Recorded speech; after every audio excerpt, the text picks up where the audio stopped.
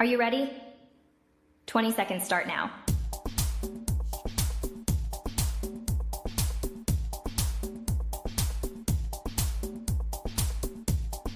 Ten seconds remaining. 5, 4, 3, 2, 1. Time's up.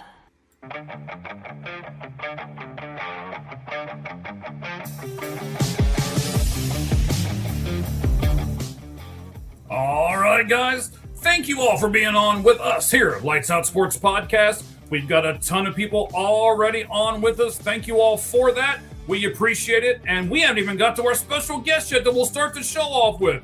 Jimmy, I can see him off stage. He is raring and ready to come on. We will get to him in just a moment. But today, we are going to be with you until the trade deadline is over. That's right. We're going to be with you all afternoon, all evening, all morning, wherever you are in the world. Watch us right here on the Lights Out Sports Podcast, and we're going to bring you all of the great action from MLB and their trade deadline. There's already been a ton of moves. We'll talk about several of those here in just a little bit. But first, I want to bring on our special guest. Ladies and gentlemen, he is truly special. We've tried to have him on 2 or 3 times already. That's how special he is, because we keep making sure that he is going to get on here. And today is the day, ladies and gentlemen. So let's give him his proper introduction.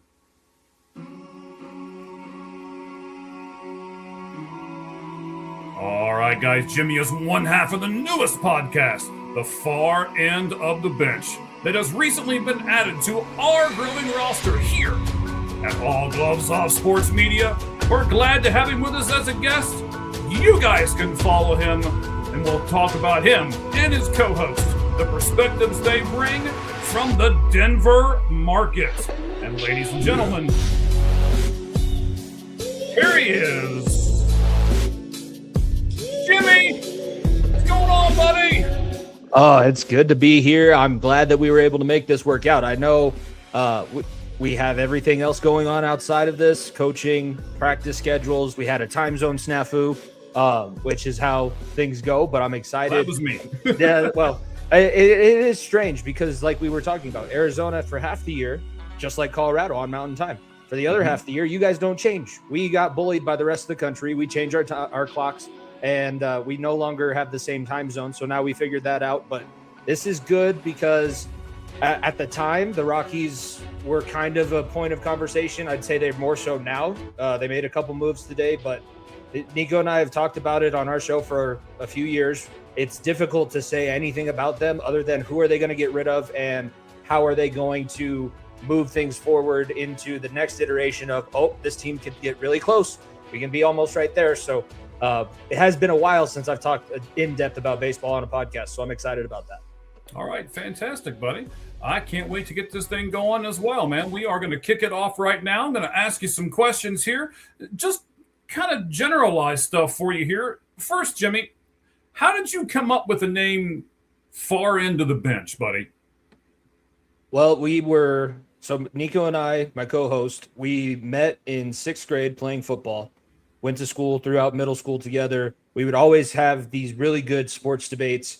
And we said at some point he's going to be an agent. He'll have a media company and he'll need somebody to run the broadcasting side of things. So we had that kind of like, I'd say it was more of a childhood fantasy. And then I went to school and did some radio broadcasting and COVID happened. So I wanted to start a podcast. He was like, we've already had this idea.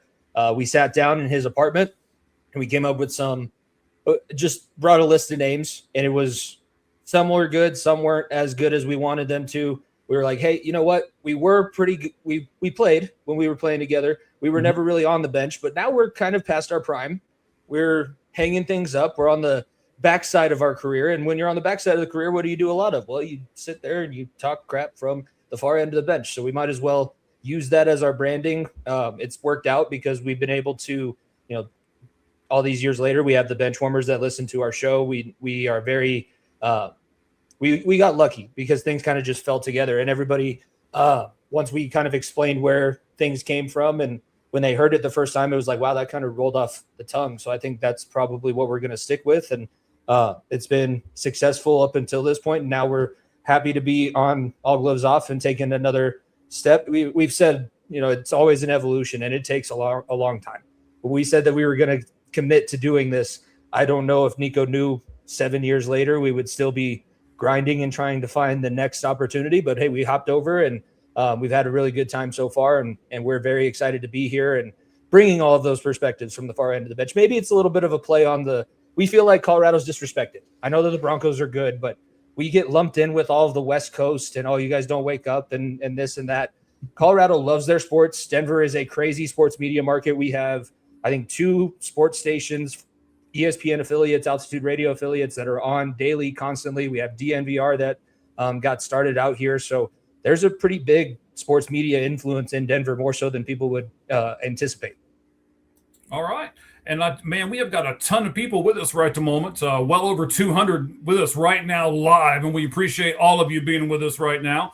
For those of you who have not been here before, you can jump on with us. You can comment. Just click that button and leave your comment. And as long as you want to talk about what we're talking about, we'll include you at the bottom of the screen here. So, don't start talking about crazy stuff, but as long as you're talking about Colorado Rockies, let's do it. All right.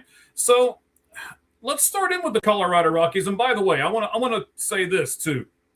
You said that you guys were lucky.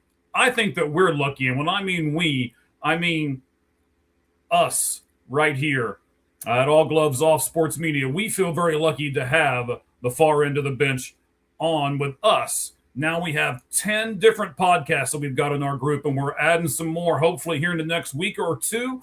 I'm going to be having some meetings, and we're going to look through and have some Skype stuff, and just like we did with you guys, and hopefully this roster will continue to grow. So we're glad that you are on board with us, Jimmy.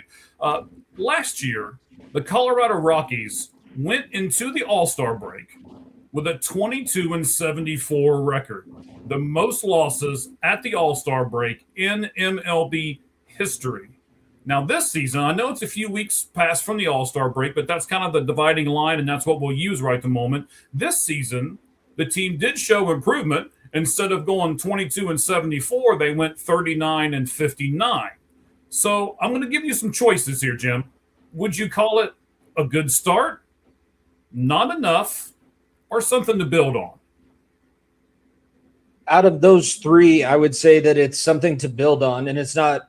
The winning more games is nice, and not having the worst record in all time, because they've played baseball for a long time, right? So having the worst record in all of baseball is probably not a title that you want to hold on to. But it's not just the fact that they're winning more games, but last year in those losses, if the sports radio station brought it up quite a bit, it's the Cleveland Spiders. That was the team that was just as bad as the Rockies way back when in the 1800s, and they were doing things that nobody had done since the Cleveland Spiders in games, like 3 errors in a play. Ball gets batted around 4 different times in the outfield. You have a guy hit a 3-run inside the park home run at Denver in altitude. Like, that shouldn't be happening.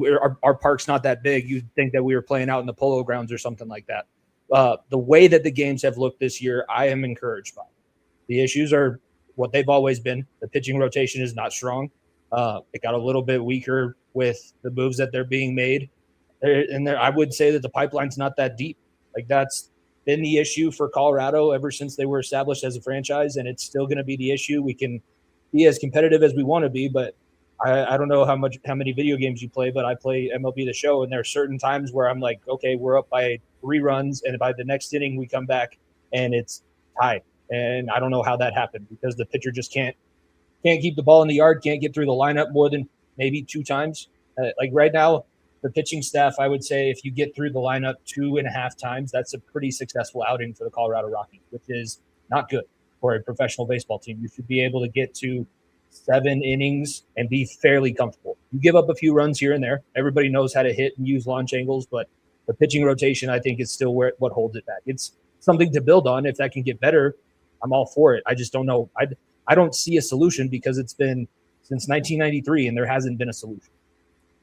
Now, you said our ballpark's not that big. Jimmy, I've been to Coors Field once, I didn't get to stay the entire time. My wife has asthma. We didn't realize it was going to be that bad. The woman could barely talk by the fourth inning. So we ended up having to get up and leave. And the shirt that I have on, I got from that game back when you had a really good guy named, I don't know starts with a D. What was his last name forever? Then he went to the Yankees and. Oh, DJ LeMahieu. Yeah, there you go. DJ LeMahieu. That does not start with a D. I guess DJ does, but yes. Okay. But I went there, got this shirt, loved the time that I had there. But I tell you, the big thing that I walked away from Coors Field, besides the altitude, was how huge the outfield is out there at Coors Field. Your outfield looked like everybody else's complete diamond. Do you not get that? Do you not see that? Is it just because you've been there for so long, or how do you think that's viewed around baseball? So physical size wise, there's a lot of space. Mm-hmm. I will say that the angles are pretty even. So having seen people play in outfields where the walls curve, and I think about, the Green Monster, and you have that short porch with the high fence, or Yankee Stadium where you have these parts of the ballpark that the ball's going to fly.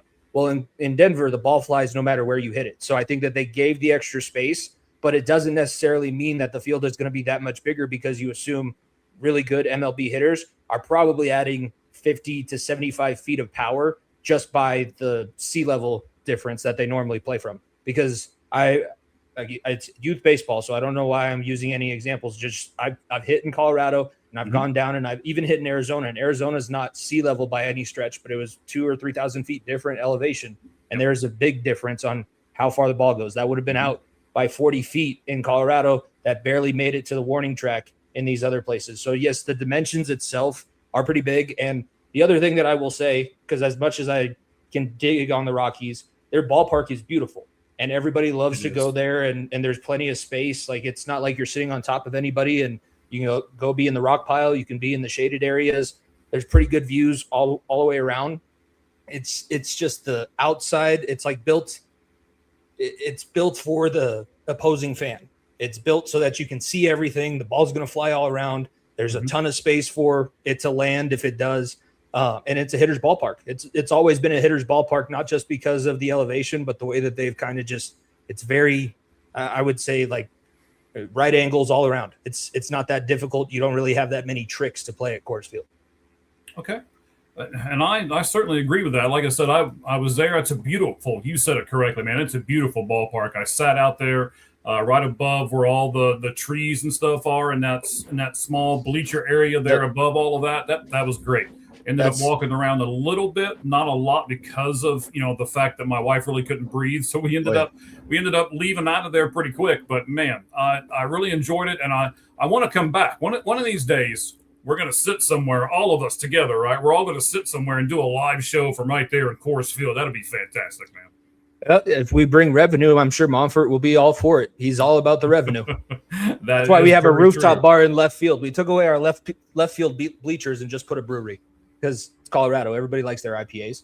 And that's the talk about elevation change. When you go that high in these stadiums, even me, I've sat at the top of Invesco Field it's called Empower Field now, but I've sat at the top of the Broncos Stadium. You go up to the top in Ball Arena, those rock pile seats and the rooftop bar in Coors Field, it's very tall. You're touching the sun, it feels like. Wow, that'd be kind of neat, I think, though, man. That might be where we end up doing that from. So before we jump into too much of the actual history of the Colorado Rockies and what we're kind of looking for, we'll dabble back and forth into some different things. But I want to look at the two trades that they've made so far. I know one of them involves Seth Halverson. Tell me where he went, and tell me a little bit about Seth Halverson. So Seth Halverson is one of the bullpen arms that they were excited about. I use media references all the time. So I said he's Ricky Vaughn. He's Nuke Lelouch from Bull Durham. He's a guy that will throw it a million miles an hour, but you got to worry about the mascot behind the plate. You got to worry about the press box. It's going to be all over the place. If it's on, he can go 2-hit shutout. He was a reliever. So he's left a little bit to be desired. And I think it's not that great to be a power pitcher here, because he's supplying a lot of that velocity. So the over 4 ERA that you see from him in his relief efforts, that's more of he's just putting the ball in bad positions because he can't really pinpoint. He's not a paint the corners kind of guy. I'm going to try and throw this as fast as I can by you. And he's not Jacob Mizorowski or Tarek Skubal who can do that consistently. He can get a few, and there's going to be a few that look really nice, but it's so inconsistent. It's very up and down. I think that he's actually going to benefit quite a bit from going to California because the Dodgers Stadium it's a little bit different now, but that's going to help him out with his velocity. If he can keep the ball low, just put the ball on the ground. That's what I think is misconstruing about these guys that throw so hard. Just throw it hard and hit low. They've started to move up into the strike zone and try and throw these elevated 104 mile an hour fastballs. If I pound 104 mile an hour fastball into the ground, it might bounce, but you have a much better chance of at least keeping that in the ballpark than missing high. Yes, but a lot of these high velocity stuff that basically, you like to use sports references. I'll use one too, that climb the ladder, right? You started off at the letters, they foul that back, and then you go a couple inches higher, and then a couple inches higher, and you're hoping that the guy with the bat in his hand just simply can't lay off of it, and he keeps swinging it. And even if you get him to foul off 2 high pitches, then you drop a breaking ball or something low and make him swing over the top of it, and there's your strikeout. So that's kind of the philosophy there, but I understand yours too, especially in Colorado, right? You don't necessarily have to hit it square when it's 105 mile an hour, at the top of the zone. You can crank that thing out by getting it off the end of the bat almost, right? It's crazy too because he's throwing consistently 97, but that's not as impressive as it used to be because of the different arms that we're seeing and the different guys that even relievers, since they do a shorter amount of work, they're more likely to just throw as hard as they can every single pitch.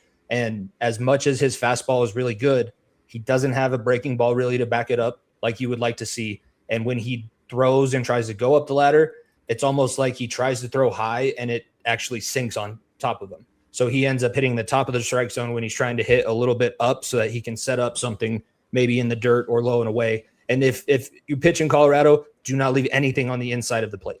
Even if it's really high, as long as they can turn on it, those things will fly. It's not so much an opposite field issue, but both left-handed and right-handed hitters, if it's over the inside of the plate, that thing will get pinballed around. All right. Now, Jimmy, it must be you, buddy, because now we're up over 250 people live right now with us on the Lights Out Sports Podcast. This is our trade deadline special. We appreciate everybody jumping on board with us, and we encourage you. We've got a comment over here. Look at it and make sure it's not. Oh, here we go.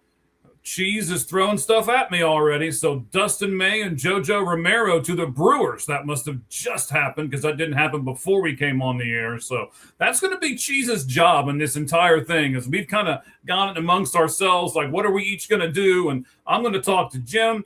We're going to talk to a bunch of other people, hopefully, and we're going to get some great perspectives. And Cheese's job at Football with Cheese, of course, is going to be throw the breaking news at me, and we'll talk about that, kind of spill that all in as everything gets together. But you guys that are listening to us right now can actually come on and can be part of the show too. Just simply leave your comments like Cheese did, and we'll talk to everybody.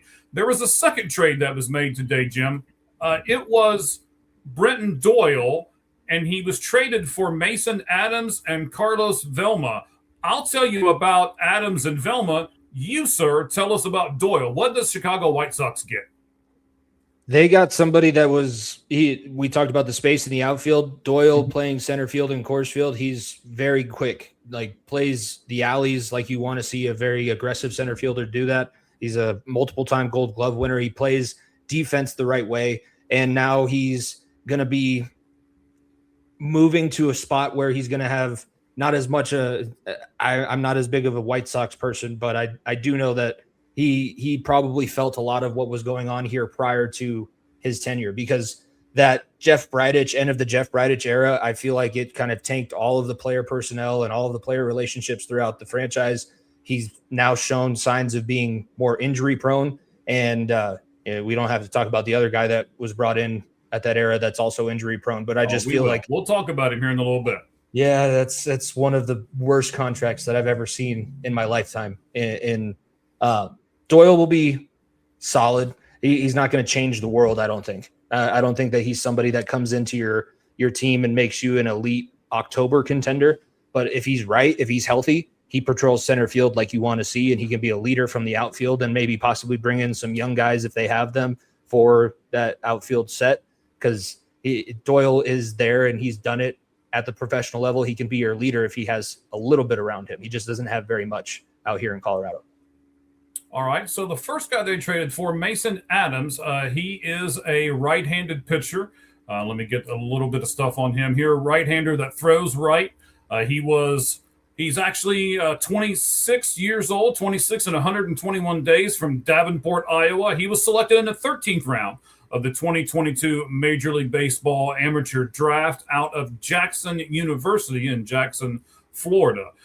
So he's there. You've got him. He's been in the minors for a little bit here. Let me give you a little bit of stats on his AAA minor league numbers. He was 3-3, 4.75 ERA, 14 games. He started 12 of them. 53 innings pitched was all. 50 hits, 30 runs. Only 28 of them were earned. He gave up 4 runs. He walked 26 and struck out 45. So kind of like what you said, Brenton Doyle is not going to change the world. He's not going to light anything up on fire. And I think that's kind of the same thing for this guy, Mason Adams, one of the 2 guys that they traded for. Is he a prospect? Absolutely. Could he maybe do something for the team? Possibly. You never know. But he seems to be a little bit more of a ground ball pitcher, and that's what they need in Colorado, right? More of a ground ball pitcher? Yeah, and I've also seen he's recovering from Tommy John surgery, so yes. I think that's probably where that Doyle comparison, since they both have had some health issues over the last few years, it made a little bit more sense value-wise. It sometimes makes you a better pitcher, because now you can't rely on that natural arm talent that you had. You have to learn how to be more of a smart pitcher, and nobody's going to be as good as Greg Maddux, but that's kind of where you have to be. You have to think through the game, and if he's able to continue to get guys to hit the ball in the dirt, I could see him being consistent. That's all I'm looking for, is really consistency out of the pitching that we get, whether it's the bullpen or the starting rotation. I don't need to see – I've seen Kyle Freeland go out there and go 7, and I've seen him go out there and go 2 1/3. It's very rarely is it somewhere in between. So consistency is what I'm looking for, and hopefully he's able to recover from that Tommy John issue that he had. All right, so the second guy, Jimmy, is Carlos Velma. I believe that's how you say it. It might be Vielma. It's Vielma.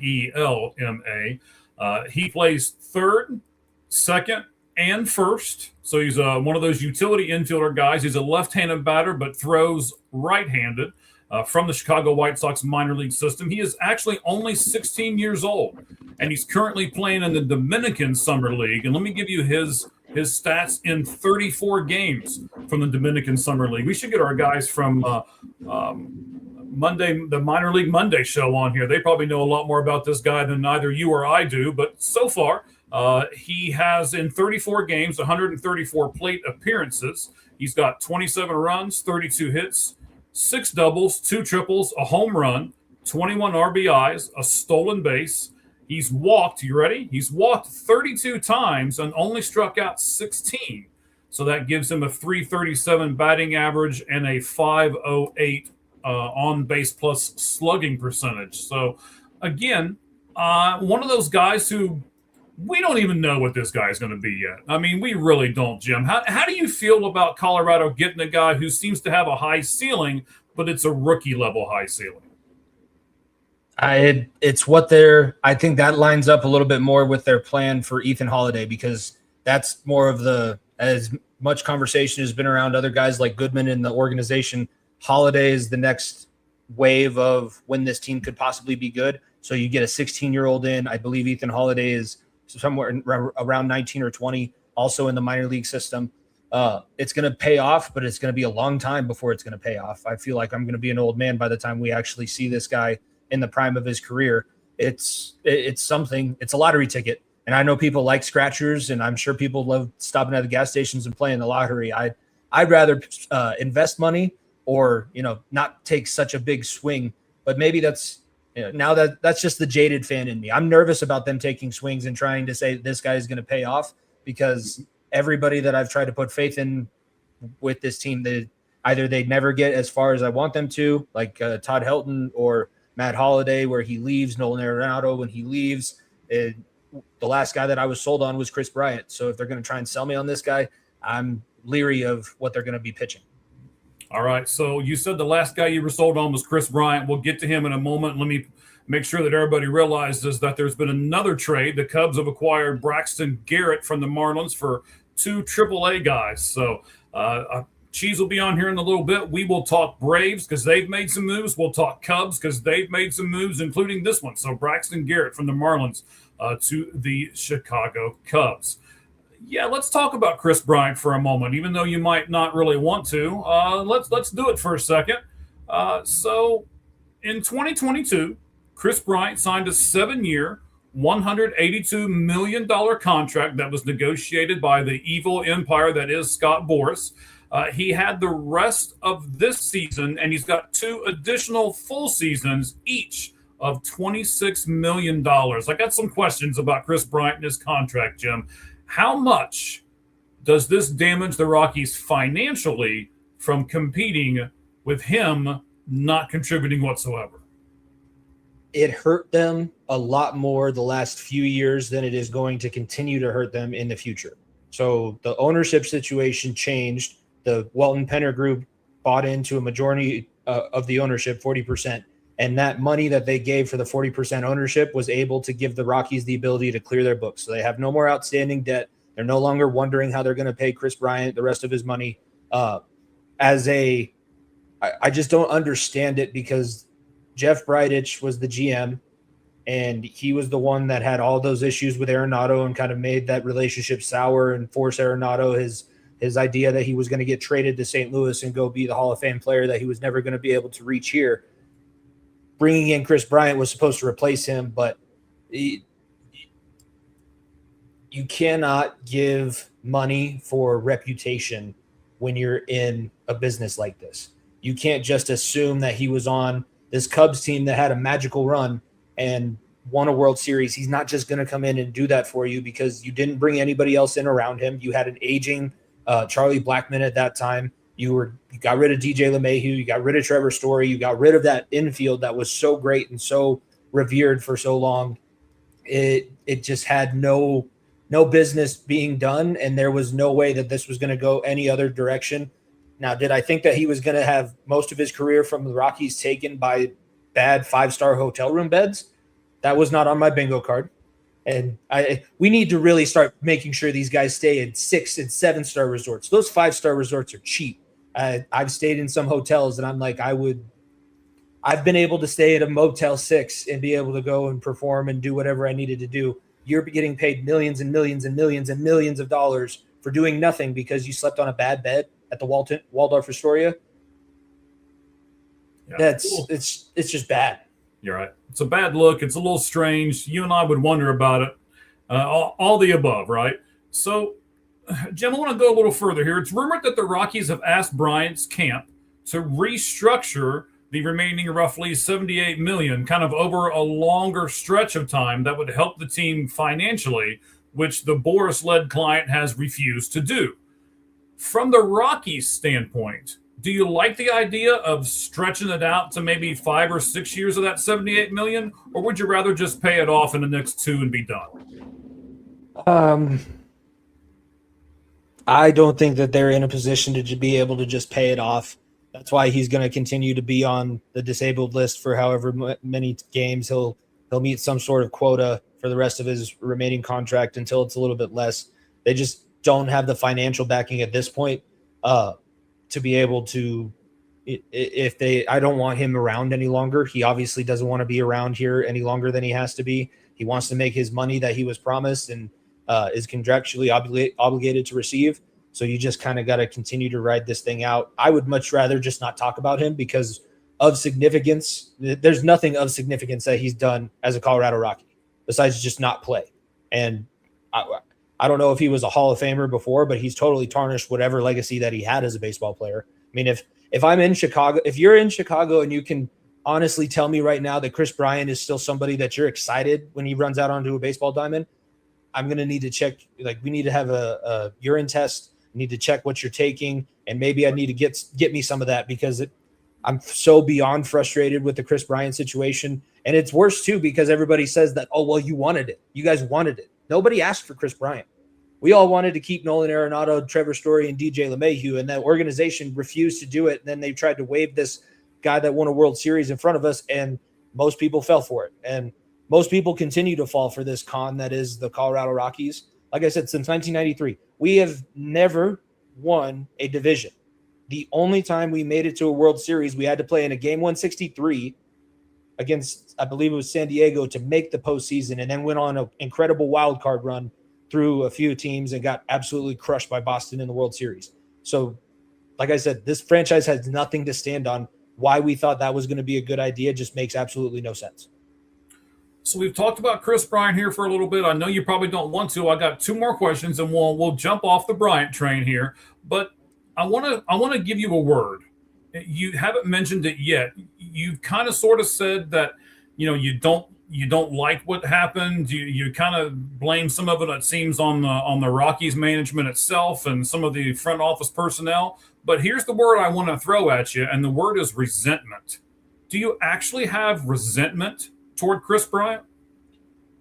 I have resentment at the idea that like he said when he came in, he was going to come in and play as hard as he could and try and show these young guys. Like when he was coming in, Ezekiel Tovar was a very young player that was highly touted as a prospect, but hadn't actually made any steps to be a consistent MLB player. He came in and made these promises of bringing his experience and his level of play, and then he just quit. Like he just quit. I don't believe there is that bad of a back injury that he can't play in more than he doesn't need to play a full season because he's old. But I remember seeing Todd Helton hobble from first base back to the dugout. He had to play first base because they didn't want him to jog that far in the field because they were worried about his knees and his ankles and everything going out on him. There is a level of respect that you owe to the game that is paying you and paying your family for generations to come. I'm not sitting here saying that he's totally 100% at fault. Maybe he thought he was going to be in a different situation and it just ended up not working out. But from what he said, there is some resentment towards him. It's mainly resentment towards the franchise and the ownership. I have not liked the Monforts ever since they bought in as minority owners and continued to do what they've done. They would be a much better at owning one of these ski resorts out here in Colorado. Give them Vail, give them one of these small mountain towns, and they can build up a beautiful facility and everybody will go there and spend bundles and bundles of money. You do not do that with a sports franchise that's located in the center of downtown that we all have to drive past every single day and just look over and shake our head because it's just such an embarrassment. It's so bad that nobody can actually stand to, we're all ironically Rockies fans. We love the 2007 Rocktober season, but that's literally all we have to fall back on, and it's gone so far. That's now an ironic thing that we have to say. Oh, remember Rocktober? Yeah, I do remember it. I was in elementary school going into middle school. That's how long ago this was. Let me give you a what-if scenario as we end our Chris Bryant conversation here with Jimmy from far end of the bench. Instead of prospects back, what if the Rockies trade Hunter Goodman to the Yankees, and what the Yankees give them back is, we'll take Chris Bryant and that terrible contract off your hands. All we want is Hunter Goodman. Do you make that trade? We've been having that conversation of what it would take for us to get rid of Hunter Goodman, and I've been of the stance that I don't want to get rid of the good players. I would like to have players like a Todd Helton. I'm maybe a little bit old school, but I love the one idea of a one jersey guy. When they have proven and gone through your system and you give them the respect of making sure that they're always on your team and taking care of them. If it were to get us out of that absolute anchor that is Chris Bryant, I would be more considering of it, especially because the other guy that I brought up, if we don't have Hunter Goodman, I can sit here and resign myself to the fact that in a few years we'll have Ethan Holiday. He has the family connection to the team, and hopefully we can maybe put something else together in a different era. But if you get rid of Hunter Goodman, you are truly – it would be like you're punting on third down. It's 3rd and 17. I know that it doesn't look good right now, but we can still maybe get something back and make this a little bit more respectable. If you get rid of Hunter Goodman, you are just going to be – the level of mediocrity is going to, I believe, go down, and it'll be years until we are able to write the playback, I think. Okay, so Jim, I know your podcast, The Far End of the Bench, features something that All Gloves Off Sports Media doesn't have in any of the other podcasts that we have on our shows right now. Two lifelong friends that host a sportscast. So tell us, buddy, who's your co-host? What is the relationship between the two of you? And does it make doing the podcast easier or harder? Nico Bryant is my co-host, and he is the closest thing that I have to a brother that is not familially related to me. We've been friends for a very long time. Our families are close. When we were growing up and in the area that we were growing up in, we were just kind of kindred spirits. So we would do a lot of things with them. They have some incredible opportunities that get presented to them as a family, and they've been gracious enough to share that because we have this relationship that we've built. So on that sense, and knowing the other guy's opinion, like I am the driver of our show, so I kind of put everything together and I put things in the rundown, and Nico doesn't see the rundown before. So it basically runs out like an interview, but I put stuff in there that I know is going to get under his skin because I've known him for 17 years and I know exactly what is going to, like, I bring up Quesarito and I know I'm going to get a 15-minute rant that's going to go off on Nikola Jokic because he's a huge Nuggets fan. So in that sense, it's easier. In some senses, there's some challenge. Like the challenge is we are both competitive. We both want to put forth the best product, and we have differing opinions sometimes, and sometimes those lay themselves out like a normal relationship. So we've had, I say marriage, you can say brother, but there's some spats that we get into, and there's some times where we take a couple weeks and we need to just adjust. He's very busy with his day job. He's working as a liaison for the California Redwoods in the PLL, and he works with the Colorado Mammoth that are here for the indoor lacrosse league. So he gets busy, and there are some times where he needs to take a break, and there are some times where we just need a break from each other. But we always come back to, we both know that we want this thing to be successful. We both have that same overall goal. And at the end of the day, I don't trust very many people more than I trust Nico. So even if he tells me stuff that I don't want to hear, it's normally something that I need to hear, and we can use that and move ourselves forward. I think, he's brought a lot of really good ideas, and some of the segments that we still do 7 years into our podcast are something that he came up with or we came up with together sitting at his apartment table, his dining room table at his apartment, coming up with the name Far End of the Bench. Like I said, I think the first name was like the Mountain Express or Skiing Down the Pass or something like that. And it's like, yeah, are we a snowboarding podcast? Because I don't ski or snowboard. I've never done those two things in my life, and I'm a Colorado native. So I was like, we might need to kink this out a little bit. Let's figure this out. Yeah, you don't need to necessarily have your name to be associated with Colorado for people to know you're there. I mean, your emblem has the mountain in it and all that kind of thing. So I knew it pretty much right away. So, and then the other thing I'll throw at you here is, if either one of you ever need to take a break, there's a guy over here in Arizona who's available to co-host and come on with you guys whenever you want. So just let me know, man. Give me a couple days head notice and we'll make it happen. All right. So, yep. With question 5 here, we've got 10 questions lined up, so we're halfway down. I want to talk about your farm system for a minute because I think it's so you've already strengthened your farm system by 3 or 4 players in these trades that you've made. But do you think the Rockies have any untouchable players in their farm system that they shouldn't include in any of these trades? The name that I continue to come back to would be Ethan Holiday, because you want to see what you get out of him for a couple more years. And maybe you hold on to it and it's not what you expected, but there's going to be other teams. He was a very highly touted prospect, so you can use the other team's original scouting report against them. Hey, I knew Detroit was really high on him going into his draft year. Maybe he's not doing what we want him to do, but we can put him in these situations, make him look really good. And then maybe Detroit turns around and gives you something for him. But as of now, he would be the main one that I'd say is untouchable. There's really not too many other guys that I would be heartbroken of losing. I really don't want to lose Hunter Goodman. I really don't want to lose Ethan Holiday. Those are the two in the entire organization. Nobody else has really established themselves. And part of it is I want them to go out and see if they can be successful too. If you are a certain level of player in the MLB, playing for the Colorado Rockies is not going to give you any kind of development. You're going to be playing from behind. You're never going to see these situations. And you're going to win 1 out of every 3 games when everybody doesn't play the Sunday game of a weekend series. So it's one of those situations where part of it is I want to see what we can get out of these guys that need people to move in front of them. Other part is I would like to see a lot of these guys be in a really good franchise and a really good organization and see that level of talent that they can achieve. All right, so I want to throw some names at you here for a second. I've got, 3, 4, I got 5. I got 5 names that I think can make a difference that are in your farm system now. You've already said the first one, Ethan Holiday. Charlie Condon, I believe is how you say his last name, Condon.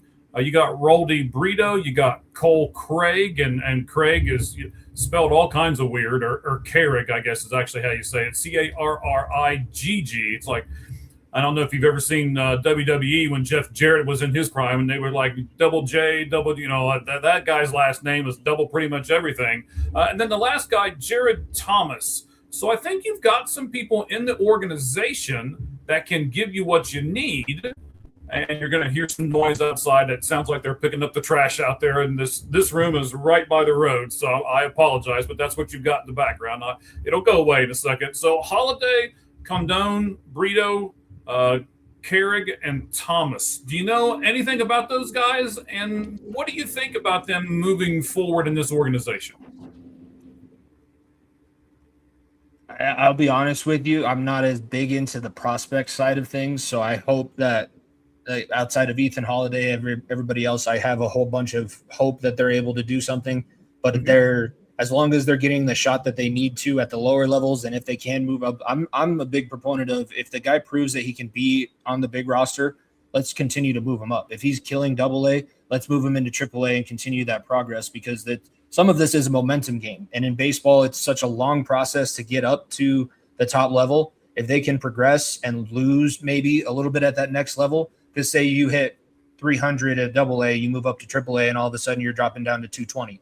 Well, that could be seen as a failure, but baseball is a game of failure, and you're getting that opportunity to learn yourself how to be a better hitter and move that average up. And then by the time you get back to where you were at AA, you're ready to move up to possibly a spot rotation in the big team. So just continuing to see, I need to do a little bit better research, and that's going to be my I'll mandate that to myself. I need to see better research about this management crew that they have all through their organization. I want to know more about the Rockies manager, the AAA manager, or the AA manager. If these guys can actually develop, because maybe we can overcome what I see as organizational defaults by coaching and development. But we just haven't really had those. Like Bud Black and Clint Hurdle are the names that I remember as Colorado Rockies managers, and they were different in their own right, but I wouldn't say Bud Black is really developing many people. He's more just sitting there laid back, trying to keep everybody even kill. And Clint Hurdle would get after the umpires, but I don't know how much actual player development he was really doing. That was kind of back in those Tommy Lasorda days where the managers were sitting there in their cute little uniforms and not really doing a whole lot except for give me the throw in the lefty. Let's see what the lefty can do. All right, so I want to continue to talk about your minor league system, even though you said you're not real familiar with it. But I want to do some different stuff here. Let me explain. So you've got no pitchers in your top 6 of your farm system as far as Baseball America goes. You got 3 in the top 10. So here are the questions about that. Is this the new Coors Field philosophy? Do you think it's the right way to go? And how much are you going to have to overpay for good major league pitching once you get to that point? It probably needs to be changed, but that has been the philosophy for a long time. They just don't have the roster that they normally build with that terrible pitching pipeline, because the Bash brothers with Bichette and when Larry Walker was on the team and all those guys that used to just the Blake Street Bombers, I would love to see something like that happen again. And I think that the organization is like, well, we've tried maybe to put out these pitchers. Ubaldo Jimenez was good for a couple of seasons. You had De La Fuente for a long time, but my co-host says it best. The ball just flies. So pitchers don't want to come here. Pitchers need to learn how to pitch a totally different style when they do come here. But you can teach a guy how to hit, and you can definitely teach him how to hit close to the mountains for half of your 162 games. So maybe we just need to start slugging it out and make that the pipeline of the team. And yeah, you'll overpay. But I'm still sitting here like I'm hoping that minority ownership situation is just the first step into possibly the Monfort's getting out all of that millions and millions of dollars that they'll get from selling the team. I would like to see somebody else come in and run the show. I don't think that there's going to be much of a difference until that happens from the top down. Okay. So as far, again, we're going to stick with the minor league system for a minute. Last season in the preseason rankings, there we go. The Rockies were in the top 15 on most everybody's preseason, depending on, which analytic part you looked at, right? So this preseason, they were at 30. And after the draft, they were at 22. In fact, ESPN ranked the Rockies at 28 in the preseason.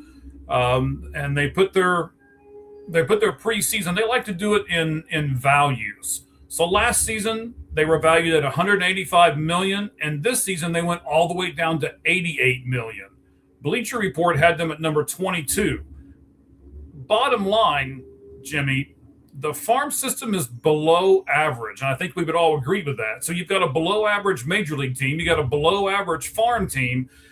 So help me, encourage the fans of Colorado right now. Tell us how you fix it. I'll encourage the fans of Colorado by using one of our good friends that we had on a recent episode. We have been mediocre and below average for a long time, and the A's left Oakland before Colorado ever left Denver. So that can be the encouragement.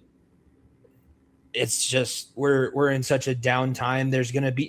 You need somebody to come in and just be the adult in the room, smack everybody into shape, and maybe it's not the right way to go right away, but just get everything moving in a specific direction. Right now, one of the best nicknames that the Rockies have in Colorado is Stan, Pat, and Blake, because the stadium is at 20th and Blake Street. So they just stand pat and do whatever they're going to do. They will never do anything new. They will never do anything outside of their comfort zone. And when you don't go outside of your comfort zone, you don't grow. So again, you're seeing this below average all the way throughout the organization, everything except for the fan experience at the ballpark. However, you are a professional sports franchise. You're not a hospitality company. So it is truly just, it's a disease that they have. And they've had it since, I would say, about 2018. That's 2018, 2010. There's certain years throughout history as a Rockies fan that you can think back and go, those were even really cool without a World Series run. I was telling the story a couple weeks ago. I remember when Carlos Gonzalez would come up in the ninth inning, and if you got the 7 runs, Taco Bell the next day would give you free tacos. So Carlos Gonzalez is up at bat, and everybody's chanting, "We want tacos." Yep, I remember. Like, we love our baseball team, but we're also not going to sit there and blow smoke up anybody's. We're not going to blow smoke and say that we're great in doing all of this great stuff. We need a good product to be able to get behind. Otherwise, right now, it's just all the transplants that have their companies moved to Colorado. And, hey, the Cubs are coming. Hey, the Astros are playing this weekend in Denver. Hey, let's go check out the Yankees and see who they play against the Rockies. But we've just decided that there's nobody worth watching on this team. Well, if you think transplant's bad in Colorado, you should be here in Arizona when the football team plays, because that's the only thing we can see in the stands of the football stadium right now is the other team's jersey. So that is a good comparison. That is a good comparison. Nico says the same thing about the Chargers. The Chargers play 17 road games. Yeah, pretty much. And until they get better, that's the way it's going to be. So you don't want to reward mediocrity at the organizational level. You can't reward not Jeff Bradish. You can't reward Dick Monfort for the team that he's putting together right now. It's true. I do agree with that. No matter if you're the fans, you're the organization, your Major League Baseball itself, all of those things. That's right. You can't reward mediocrity. I like that a lot. So the last thing on the prospects here, the top 30 by levels, okay?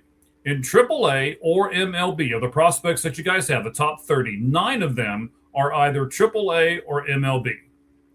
5 of them are in AA, and 16 of them, including 6 of your top 10 and 4 of your top 5, are either in rookie A or high A. So basically, it's rookie is when you first get drafted. For those of you out there and that are listening to us and aren't real sure what we're talking about, rookie is when you first get drafted. Then they'll jump into A, and then there's a high A. So those are the 3 spots there. And 16 of your players are there. 6 of the top 10, 4 of the top 5. So, Jimmy, knowing this, help us out here. Give Colorado fans at least some hope, because you really didn't do it on the other question I just asked you. It's hard. So do it on this one. Yeah, that's at least something where they are building for the future. Mm-hmm. So you can look at that and say all of these guys in the very earliest stages of a baseball career maybe won't help you out right now, but 5, 6 to 7 years down the line, that could be your AAA rotational guys into the major league club. You're hoping of those 16, at least I would say 4. Like 1 out of 4 of those guys get to your major league club at some point. You're going to have prospects of all these at all these levels not work out. But if you get 4 to your big club from the rookies, you continue to move them up the stages, just like we were talking about. I don't want you to just dominate the lower level because you're really that much better than everybody. Let's move you up and see what you have against all of these guys. And that's why it's a good thing, I think, to be able to bounce these guys around. Like, see what they got. If they don't have it, maybe put them on ice for a little bit longer. We invented refrigeration for a reason. I think you don't need to keep everybody on ice, but there are highlights that you can look to in the future. And if they do well, let's move them up and let's give them a shot at the next level. All right, so my wife just came home, and my dogs are very happy that she's home. So that's what you hear in the background there. So, Jim, I know that, man, you guys have been really successful as far as your podcast goes. You know, you can get it over on X at FEOTB pod, so far end of the bench pod. You guys have done over 280 episodes on YouTube. And you can also go youtube.com at far into the bench pod as well, but it's FEOTB abbreviated down for it. We need to throw you a party when you get to 300. But, buddy, here at All Gloves Off Sports Media, we've got people from Tennessee. We got Cincinnati covered. We've got Arizona covered. We got Green Bay covered. We're doing the wrestling thing. We're doing all kinds of stuff. And what have you learned about Colorado sports that translates to sports fans in any city, Jim? Just when you have players in the most important positions, whether that's basketball, football, hockey, baseball, we got extremely lucky. I am a Cincinnati Bengals fan, so I'll say we started getting lucky when the Bengals made their run to the first AFC championship and won and played the Rams in the Super Bowl, because I was able to do playoff streams post those games, and you get to see just the emotion, all of that great stuff. And then we got the Avalanche winning the Stanley Cup in the following year and the Denver Nuggets winning. So I would say we got lucky with that. But just through all of those, when you have one of the top players in your sport, you have so many. You can be anywhere in the state and just know exactly you have a like-minded individual. You have somebody that's proud of being where you're from. And we say it all the time. It's not just that you want to win because you want your team to be victorious. It's almost like a representation of yourself. If you picked a team that's outside of your city, or if you're following a team from your city, it's a representation of the place that you grew up. And you always want to have that be put forth the best that you can.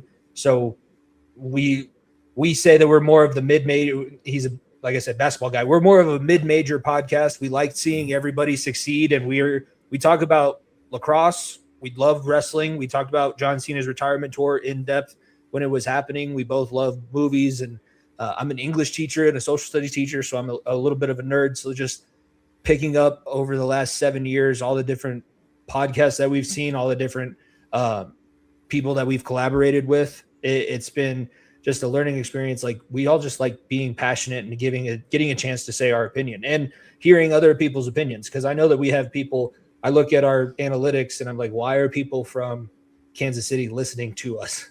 They're either listening to us because the Chiefs just beat us, or they're like, what do they have that we don't have, especially last year? Because remember, the Chiefs didn't make the playoffs. They were mathematically eliminated before Patrick Mahomes was actually injured. So just giving everybody that platform, and we try and treat it like a sports bar. And now Twitter, as much as I can, because I do get carried away a little bit, we treat it like a sports bar. So if you have an opinion, we love people when they tweet at us and comment on us. And if you have a dumb opinion, I will let you know in the comments. I'm not just going to sit there and let you say whatever you're going to say in the comments. I'm going to come back at you But if you can defend it, I'm all for it. I like everybody's comments on it, whether it's positive or negative, just because it's a big deal. Like we said, it's been 280 episodes, and every single interaction on a video still is something that, I didn't have before. So I'm willing to give it the time of day and just listen to the opinion and see what we can work out through that. All right, so let's look at your major league roster and the trade deadline. I want to highlight a few players. I also want to mention that All Gloves, All Sports Media has a great relationship with Anubis Sports. You can go over and look at their stuff. They have some Colorado Rockies things up right now, a couple of things that were based on this podcast that we're doing right now. So go over to Anubis Sports, take a look at everything that they've got going on. I know they've got some Rockies stuff up, and they have actually talked about these three players as well that we're getting ready to. Antonio Sanzatella. This was written a few weeks ago because this was back when we were supposed to get together, and I screwed up the time, and then there's all kinds of things that's happened in between there. But 9-2, a 3.60 ERA. He's got 36 saves, 14 Ks to 16 walks, and he's got 10 years of Major League Baseball service, only owed about $6 million. Do you think there's a good chance, bad chance? What are you thinking about as far as Sanzatella and his trade value and whether he'll be moved? I think that there's enough teams still within the race that he can be a hot commodity because the consistency and the experience. He's not a first in the rotation guy, but he could be a good fourth or fifth guy if you want to put him on the starting lineup. He's obviously first in coming out of the bullpen with the saves and things that he's able to do. He's always been a guy, like I said, he's put himself forward the best that he can, and there are some days where he gets absolutely shelled and knocked all around the ballpark. But there are other times that he's come out and I've been watching on TV or just at the ballpark, and I'm like, that guy has a lot of control of what he's doing right now. So if he can be a little bit more refined, he would be an even hotter commodity. But that's a guy that I think if you put him with a pitching coach that thinks that he can take him and mold him into what he wants, he's a guy that's very coachable and can actually adjust to the team that he's on. I'm a big Cincinnati Reds fan, big Arizona Diamondbacks fan. I was upset when they traded Jake McCarthy away. So let's talk about him for a moment. Over 10 home runs, over 50 RBIs. He's got an 860 OPS, and he's only owed $500,000 for the remainder of this season. He's also club controlled through arbitration for 2 more seasons, Jim. So is Jake McCarthy somebody that you want to keep and build around, or is he somebody that other teams are going to covet, so you'll trade him away? Because he has the extra years of control, I think that you would be more apt to move him, because right now that's the big thing is with the impending CBA situation, teams don't want to take on Tarek Skubal. I don't know when the contract is going to happen, but there's going to be a new contract that gets signed before, I believe, the end of the season, because they don't want 1-year rentals with the possibility of a lockout. So having that extra year of control, you might still have to sit with him, not playing for your team for a year, but you also would get an extra year on the back end of that situation. He is talented, really good defensively. Kind of like what we were saying with Doyle, they have a lot of really good defensive outfielders. That would be a guy that I think you could flip into something good for your future. Not going to be anything that knocks the doors off the franchise, but that would be somebody that you can move and use in a positive way, and also help him out a little bit too, because if he's able to go somewhere else and have a little bit bigger of a role, because right now he's more of a depth outfielder that we have and involved with all of the different guys that we have there, I think he can benefit from that too. All right, so we talked about Sanzatella, 10 years of experience. We talked about Jake McCarthy and his kind of unusual situation because he's only owed $500,000. He's got 2 more years of control. Let's talk about Troy Johnston for a moment. He was selected off waivers from the Marlins, but now he's got over 25 doubles, over 40 RBIs, and he's batting like 295. It's the ultimate buy low, sell high guy, right? Or do you say, oh, we bought this guy low, we have nothing to lose, let's keep him? You do not want to hold on too long. The teams that are the most successful dynasties always made sure that they just follow conventional wisdom. Every now and then you find a diamond in the rough, but the diamond in the rough is a saying for a reason. They don't happen all the time. So if you got what you got out of this guy and he did a good job of selling himself, take it. Sell it as high as you possibly can, because that guy was brought in here without any kind of expectation, no hype, not importance. I don't want to say it like that, but just nobody was relying on him to save the franchise. Let's Correct. send him somewhere else, and let's bring in somebody else that we can use around these other studs that we have. All right. So, as a Rockies fan, what do you want them to get in return for any of these guys? And what I mean by that, do you want major league ready pieces? Do you want pieces that are close? Or we talked about this earlier. You got 16, 6 of your top 10, 4 of your top 5 that are in rookie A or the A plus ball. Where do you want these guys to fall in the timeline that they're getting back for these guys, Jim? I would say Hunter Goodman has about 2 more years of control, and then we'll see what happens with him. So I would say anywhere between 2 to 7 years down the line, if they can be truly impactful for the big club, because I think Ethan Holiday is really going to be entering the prime of his career, and maybe it speeds up his process a little bit, because I think that's a guy that can convince a Hunter Goodman to stay around past that couple years of control.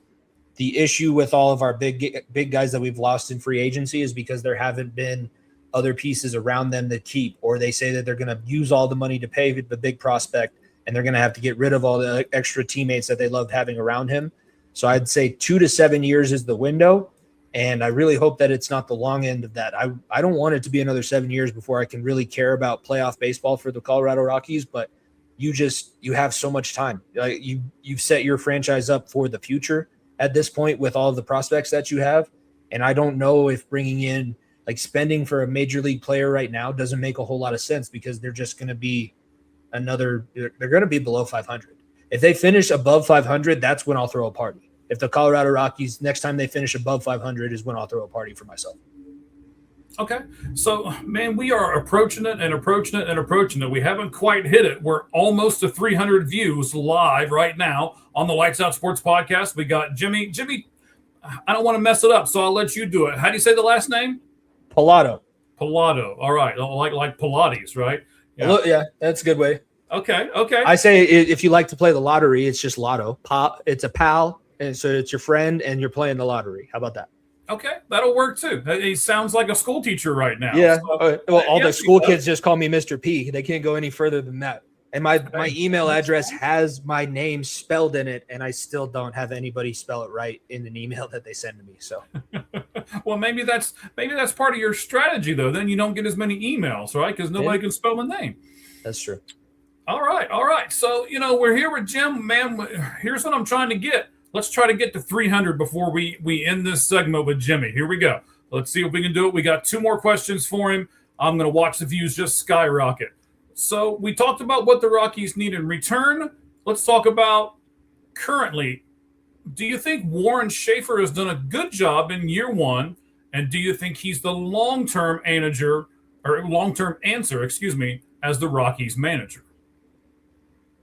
It depends on how this season ends, because they're getting to the point that you're going to be mathematically eliminated soon. You are very, very close to that anyways.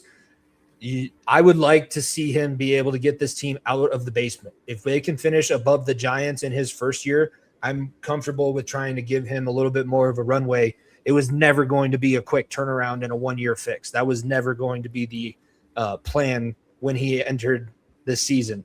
But you can't continually be the bottom. And if they have another stretch there's still a possibility that they lose 100 games. I would love to see less than triple digits in the loss column and continue to just look competent and a competitive baseball team. Because even the games that they lose sometimes this year, it's like they give up a rally in the 8th inning. And yeah, that sucks. But with as young as they are and with as little experience as they have, you're going to have those moments.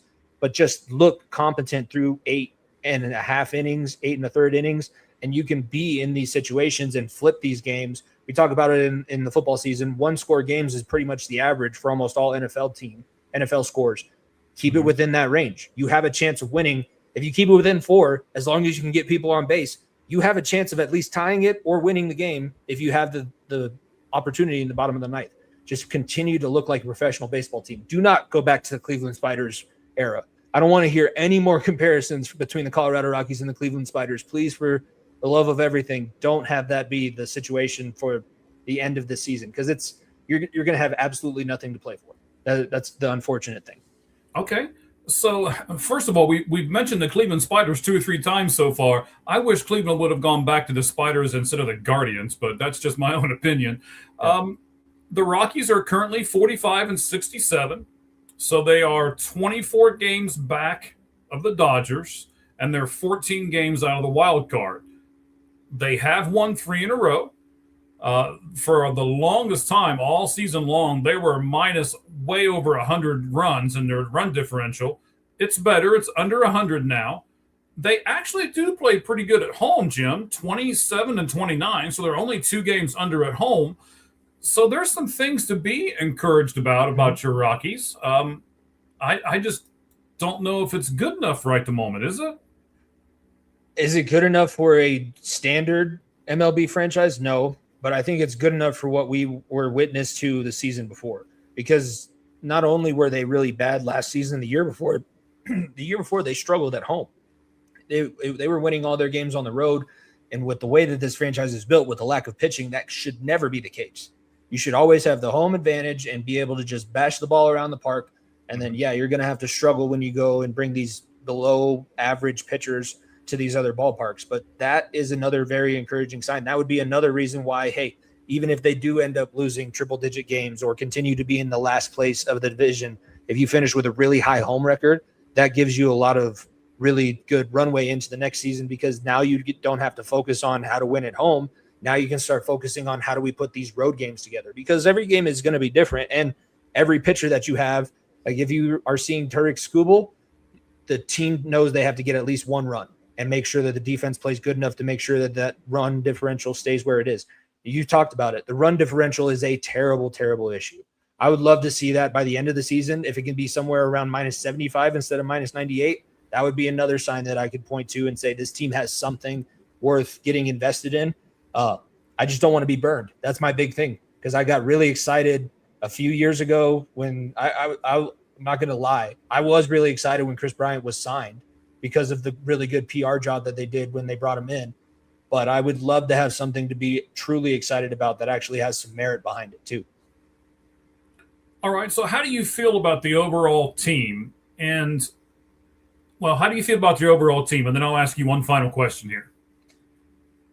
I love the fact that we have somebody that I can sit on and know that he's a really top player at his position. Hunter Goodman is one of those players that I haven't had in a long time. Like I said, I just don't want to be embarrassed. And I think that was the biggest issue. And that's why there's so much resentment, is the embarrassment of the season ago. And if you can avoid that and just pick yourself up and dust yourself off, it's going to happen. You're going to always have years that you can't believe that this is the team that you root for because of the product that they put out. But hopefully that is the wake-up call that they need, and they just move in that cycle. You get good, you try and do as best you can, you fall off for a little bit. I just hope that they continue to do these, and it builds into, hey, maybe the Rockies do have a chance of winning the division at some point in the future. Maybe it's when they finally move to AL with the expansion, but just at some point I would like to truly be prideful and not have to worry about this embarrassment factor, because that's always in the back of your mind. When you lose that many games, you're just sitting there like, when is this going to happen next? When is the next 15-game losing streak coming? And it's a bad way to think, but it's the reality that we've had for a few years. Yeah, I mean, it's not a great thing as far as that part goes, but I don't think that the Rockies are in some kind of, I don't know. I don't think it's, they're moving in the right direction. How about that? Would you at least agree with they're moving in the right direction? Yeah, they're keeping up with what they needed to do. They're keeping up with everybody's hopes. Like, this was the hope of everybody this season. If you talk to somebody that said they were going to make the playoffs, they weren't living in reality. But every Rockies fan or baseball fan in Colorado that was living in reality said, just continue to be a little bit competitive. Just continue to put a little bit better of a product out there and see if you can get better each game. And that's what they've done. So there's not really a complaint.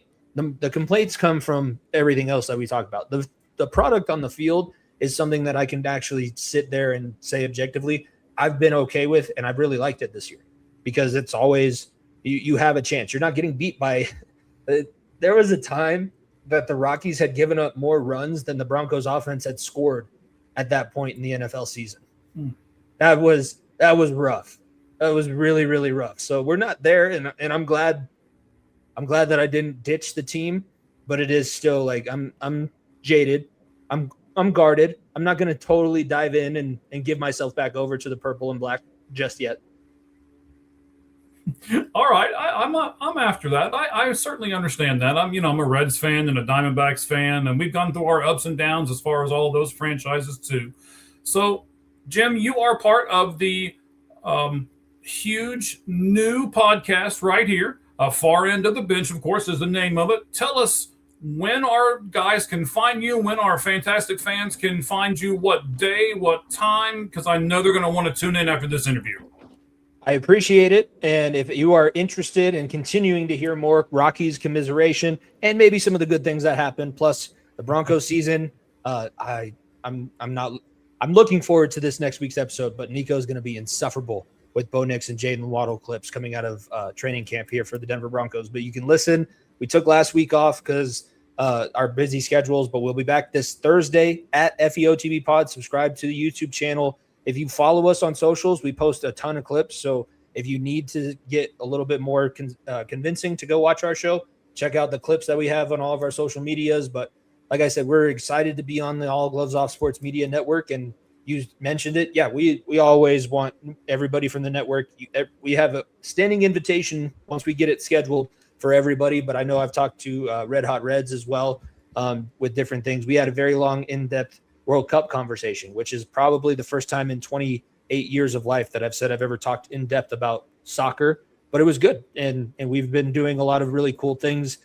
So we appreciate the network and we appreciate everybody that's hopefully going to join us and become a new bench warmer. And this was a lot of fun. This was the most actual therapy that I've done about the Rockies in a long time. So I appreciate that. Oh, no problem at all. I'm the baseball guy. Cheese is more the football guy. So we combine to do that on our show. I know you guys do a lot of things on your show.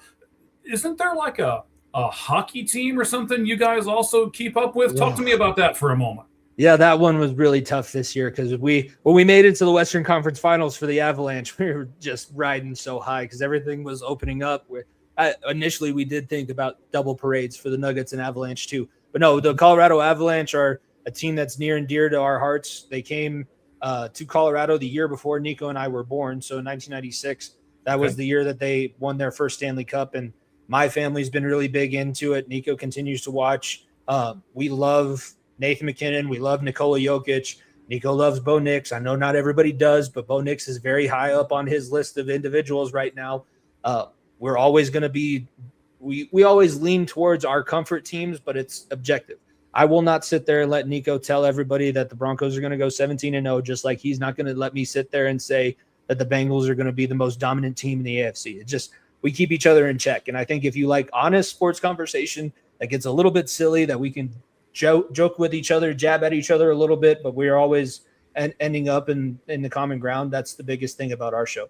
And I say it all the time. I need it because I just need a little bit of a break from everything else. So if you're somebody that's like myself that has a lot of other things going on throughout their day, a nice little hour and a half, 2 hour break when we get the NFL season coming back with us, I use a lot of shows for it. And I'm sure that people can look at that and possibly use that as one of our jumping grounds. All right. So there have been some trades that have also gone down today that involve the same division that the Rockies are in. So let's talk about those for a moment while Cheese will be with us here shortly. We'll get him on as well. Actually, he is with us right now, so we'll get him up here to join towards the center here.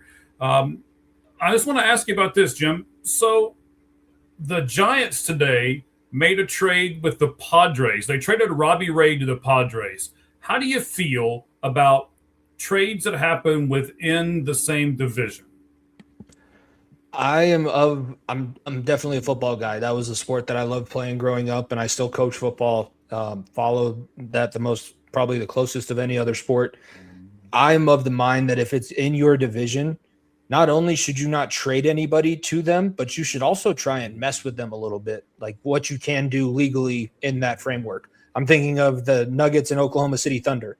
The offer sheet that was offered to, I believe it was Peyton Watson, cost the Nuggets another $4 million on this individual contract, but also pushed them like another $30 million in the luxury tax issues. If you are in the division, you are trying to win the division. Unless you know this guy absolutely sucks and you're trying to send him as a sleeper agent to this other roster, I don't understand why you would give a talented player or a player that you think you can do something with to another team that plays the most amount of games in the season against you. Division rivalries need to matter, not just in football, but in all sports, because it is a huge deal. If you win the division, you are in such a better place for the postseason. You don't have to use as many arms in the pitching rotation and out of the bullpen.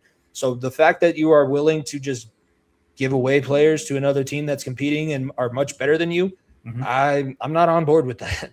I would send him as far away as possible and just try and get him out of the – if I'm not going to use him, I don't want to play him 16 times, 20 times, however many times they play their division teams in the MLB. Like, that's ridiculous. Right. Okay, I got it. One quick question at the end, and then we're going to bid you adieu, Jimmy. We appreciate you coming on. Far End of the Bench is the name of the podcast. Does Pete Rose deserve to be in the Baseball Hall of Fame? Ooh. Now this one's getting interesting because I love philosophy and thinking about morals and all of that stuff. And it's really more prevalent now than it ever has been because of all of those other athletes that have been getting caught betting on their teams. And the Brendan Sorsby situation is another one that gets brought up. I don't know.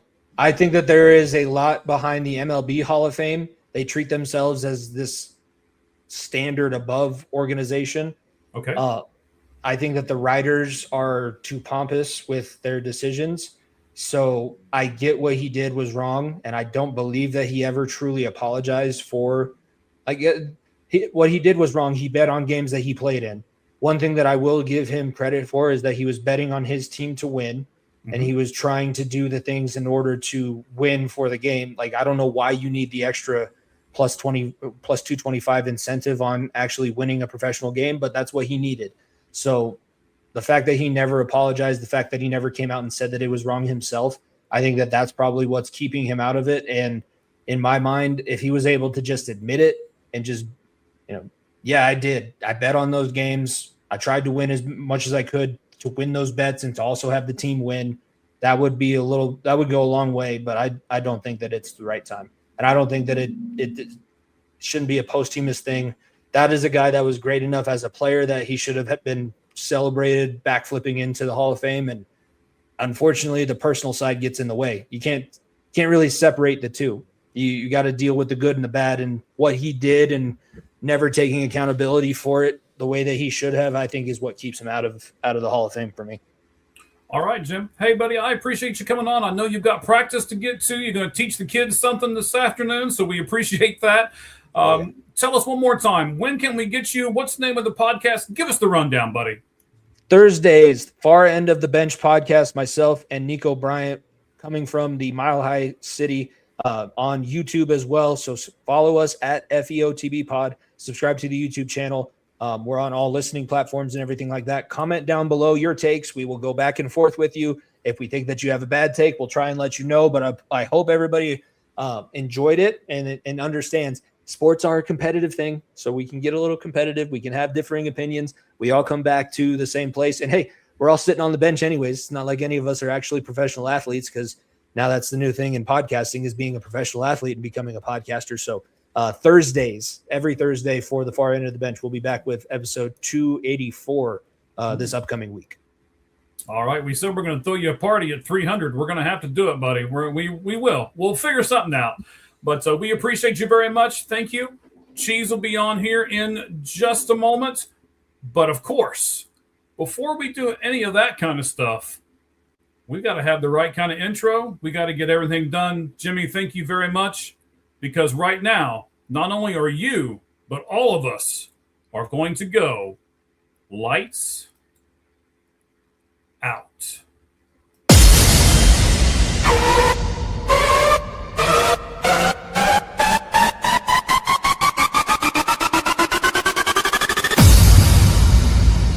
Ladies and gentlemen, may I have your attention, please? Tonight, we rewrite the rules. The countdown has begun.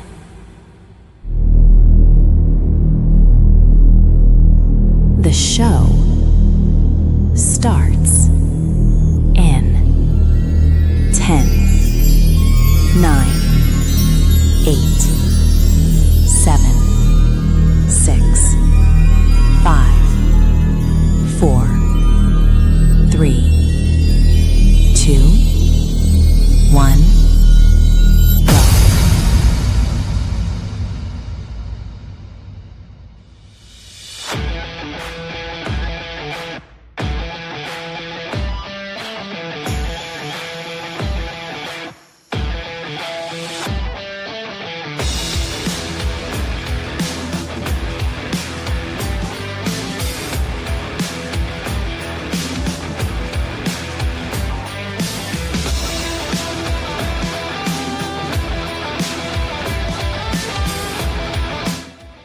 Oh, there he is, that familiar face, that guy. Woo, there he is. My buddy Cheese, how you been, sir?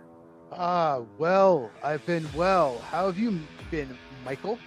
Oh, man, I can't complain. I know a lot of people think that the best time of year is, the March Madness and the spring training and all of that stuff all at the same time. And I can't tell you how much I love this day, the trade deadline day, as we approach almost 300. We're less than 10 away, Cheese. We'll have 300 viewers live with us right now on our trade edition special of the Lights Out Sports podcast. Maybe we should start doing things during the afternoon. I wish I could. Let's just all quit our jobs and just do this every day. And just There you go. And you know what? If somebody sponsors us, we'll do it. And we get enough money put together, we'll just quit our jobs and be done. Have they made any trades yet? They just made a huge one, so that's why I brought it up. Oh, here we go. I grabbed this. They got Dalton Varsho from the Blue Jays. That's a huge move for them. They had to get a left-handed outfield bat. That was they had to, and their only real threat from the left side is Yordan Alvarez. So they got Dalton Varsho. I love the move for the Astros. And he's a good defender too, so he'll be able to patrol center field for them really well. Yeah. So big move for the Astros. I was waiting for them to get a bat, and they finally did. And the Cubs just got somebody from the Angels. Didn't see who because they went right to the Astros trade, but it said that Moises Ballesteros was traded. So I hope he's good because that's a good young bat that has struggled after a great April. But let me see if I can find it. Ryan. They're coming in so fast. Ryan Zeferjahn or something like that is who they got. Zeferjahn. That's who they got from the Angels. Okay. There's so much to talk about, but one thing I do want to mention, a lot of people think the Red Sox gave up way too much, like a lot of people online, for Adley Rutschman. They're only going to get him through next year. They gave up, quite a bit apparently. So that's been being talked about online. So did the Astros give up Spencer Arrighetti to get Dalton Varsho? Yeah, they did. Whoa. Interesting. They have more pitching depth. Yeah, that's a little surprising. They don't. The problem with the Astros is their farm system's a bottom 5 system right now. They made some trades the last few years, so they don't have a great system. So they pretty much had to trade from their major league roster. Okay, that's a lot to give up. The Cubs have acquired Ryan Zeferjahn. Yeah, that's what I said. I'm glad you did it because I'd mess up a name. The Angels were trying to acquire a catcher. They don't really. I guess they have a good young catcher. So Moises Ballesteros, mostly DH, but he caught a little bit. Is going to the Angels, and also Mason McGuire, who's important because he is Mark McGuire's son, and he was in the Futures game. I don't think he's like a top 20 prospect in the Cubs system though, but he's probably more of a reliever prospect. But that's a lot to give up unless this guy's really good, and I've never heard of him. Let me look it up. All right. There's a lot of stuff going on. As you just said, we're going to try to keep up on everything as fast and furious as it comes in. I'm going to be honest, Cheese, our fans, like I said, we're close to 300 here. That's fantastic. We appreciate all of you being on. This is different for me. I'm a little nervous about this show, and I'll tell you why. Okay. Usually this show is, 90% scripted? We know exactly what we're going to talk about. We've had the ability to look at numbers and grab the stats and put everything up on the board and get ready for everything. This is fly by the seat of your pants kind of thing. So yeah, this is different for at least myself. I don't know about you, Cheese, but yeah, sometimes this gets crazy when it happens, and I'm sure. I hadn't really thought about it. Just there's so much to talk about. There's been so many trades, so many interesting, surprising. It's been a really strange deadline because there was already a bunch done yesterday, like a lot of big ones, like Jose Soriano, like Terry Skubal.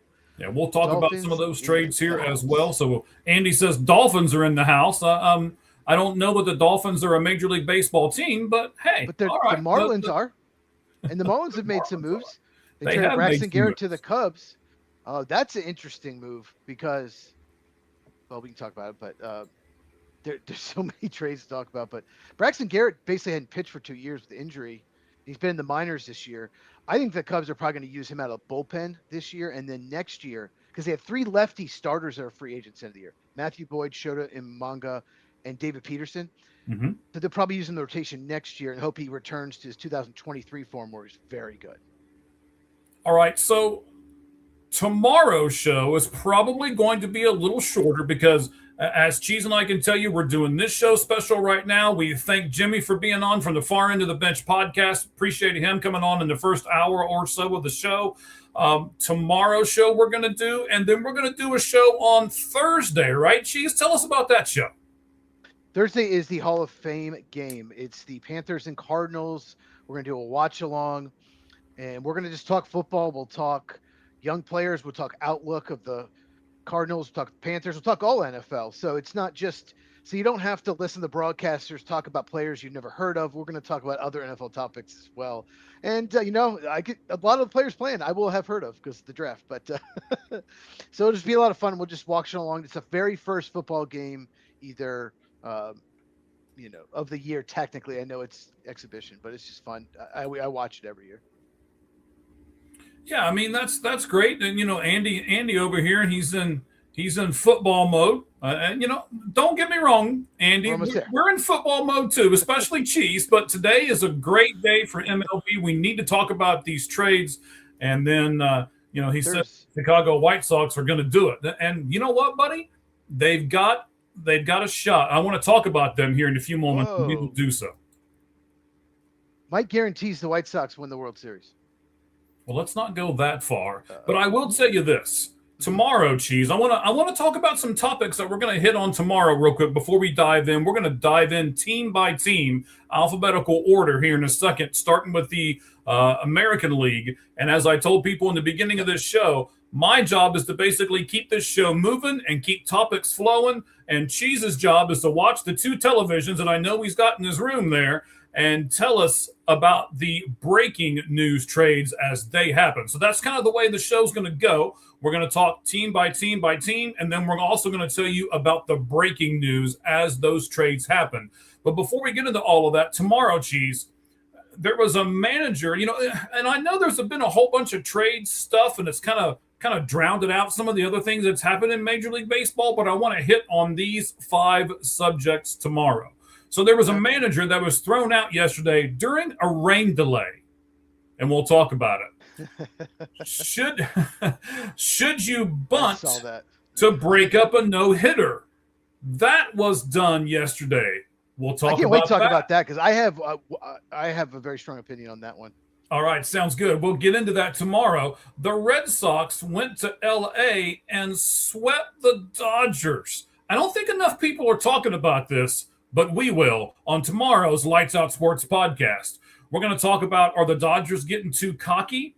Who would their starters be now in a 5-game series? Who are they going to bring out 1, 2, and 3? We're going to talk about the deferred money from the contracts that they have and their starters versus other complete teams. And for a change, I know this is going to shock you, Cheese. Hang on to your headset. I am going to play Dodgers Devil's advocate tomorrow. It'll be a great time to talk Dodgers. The 4th thing we'll talk about, we're going to rank the top 6 teams in each division now. After this trade deadline, who are the top 6 teams in each division, because as you know, there are 3 division people and then there are 3 wild card teams. So that'll be 6. We'll rank the top 6 in each division. And lastly, we might do more than this, but I know these are the 5 things that I'm working on right now for tomorrow's show. The no trade clause. There was a player who decided to invoke his no trade clause today, even though a trade was already put together for him.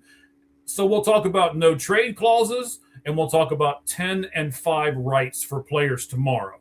Should be a very interesting Lights Out Sports podcast. Any breaking stuff right now, Chiefs? No, just you're going to rank the White Sox number 1. No, just they'll be high. I'm not sure if they'll be 1, but they'll be high. It just says the Blue Jays are getting calls on Jose Soriano, so they could flip him again. That trade definitely surprised me. I thought that the Angels should get more for a controllable ground ball pitcher who's having a great year. I thought they'd get at least 2 top 100 prospects, only got 1. So I can see why the Blue Jays made the trade. I don't even really know what the Blue Jays are doing, but if they get, like, the Braves really wanted Jose Soriano. So, yeah, we'll see what happens. But all right, so we got to do some kind of order in the show, right? So let's start with the A's. And I said earlier that we were going to do American League first, then National League. We're not. We're just going to go right down through. We're going to start actually in Arizona. And I am shocked. I don't know about you, but I'm shocked. They have not made any deals as of yet. But they do have a lot of players coming back, Cheese. Do you think that's why they haven't made any moves yet? I don't know. There's one of their best trade assets, Langoliers, is out for the year. The catcher, he would have been. That's Oakland. Yeah. Mm-hmm. We're not talking about the A's. Well, you can. Let's talk about the A's first, then we'll do the Arizona Diamondbacks. Go ahead. Go ahead. And talk about... I thought you were starting athletic. I thought okay. Oh no, Diamondbacks. Yeah, Diamondbacks. We talked about this a couple weeks ago. They had to make a decision, like go for it or not, like buy or sell, but don't do nothing. They need pitching, right? They got to get some pitching. They could, we still have time. We still have about an hour and a half. Wait, 2.5 hours. I don't know what time it is. It's 1:30 my time. I don't know about you, but hour and a half left. I was trying to remember what time the deadline was. I thought the Diamondbacks would have done something by now. What about you? I think they will. I think they'll be one of those teams that'll be hot and heavy towards the end because they, as you just said, they need a starting pitcher, and I think they need some relievers too. And the relievers usually go more towards the end, the last minute. So I think they'll be, right there with that. Now let's look at this. So Cheese, Justin Martinez, their closer who came back from Tommy John, he has been pitching in Single A. So he's getting ready to come back. Jordan Lawler, their outfielder / third baseman, is getting ready to come back. And all these guys are within the next couple of weeks. Michael Soroka is going to come back again within the next couple of weeks or so. Zach Gallen is going to come back. Lourdes Gurriel Jr., Tommy Troy, Ryan Nelson, Corbin Burns looks like he's going to come back, even though he's had a few setbacks. So it's not. That's almost like getting some people, right, without having to give up your top prospects or, in fact, any prospects when it comes to that. Soroka is just going to get hurt again. That's what he does.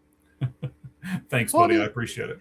I mean, that's the same with a lot of teams. A lot of teams got people coming back. The Cubs should have like 2 or 3 pitchers coming back soon, but you still don't know. Maybe, they have a setback, so you can't really necessarily count on that. But I don't know. I just don't know the mindset of the Diamondbacks. I don't know if they think they can win do they think they can win the National League? They can compete in a 7-game series with the Dodgers. They play in the NLCS. If you think you're 1 or 2 players away, we can, then go for it. If you don't think so, maybe you sell. I don't know. I think they're tied for the last spot. If I'm not, they're tied for the second spot with the Phillies right now. Second spot. Okay. So yeah, they're right. They're in there right now. And the Pirates are right behind them. They made a move for Luke Weaver. So yeah, I like that move actually. Yeah, we'll see. All right, so let's keep going in alphabetical order. We just talked about the Diamondbacks. The Athletics really haven't made any moves whatsoever, and that means that the Atlanta Braves are who we need to talk about next. Well, so they've acquired Brett Suter. Just quick on the Athletics. I would, if I'm the Athletics, I would sell every single person that's a free agent end of the year. But I think Langoliers could have been maybe a Red Sox instead of Rushman if he had been available. I think the Red Sox would have been real aggressive, but out for the year, that really hurts Athletics. But I'm surprised that they haven't made a move because, just get what you can, build the farm system to sell your free agents. I know they think they can compete next year, but I'm surprised they haven't made a move.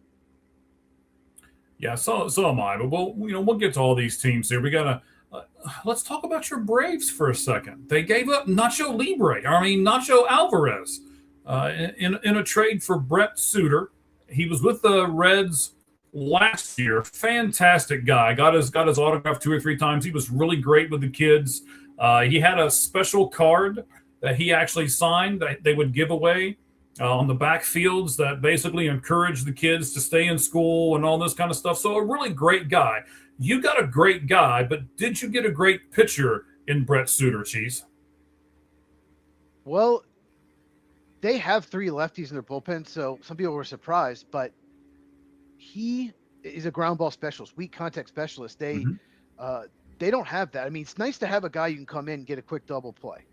And they definitely need a bullpen depth.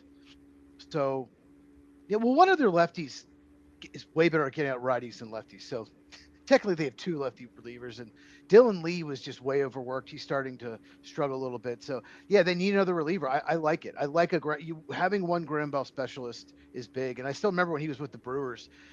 For some reason, the Cubs just couldn't hit him. They couldn't hit him. So, yeah, I like the move. And Nacho just doesn't have much power, and he's always hurt. He just doesn't have a high ceiling, so I understand why they moved him.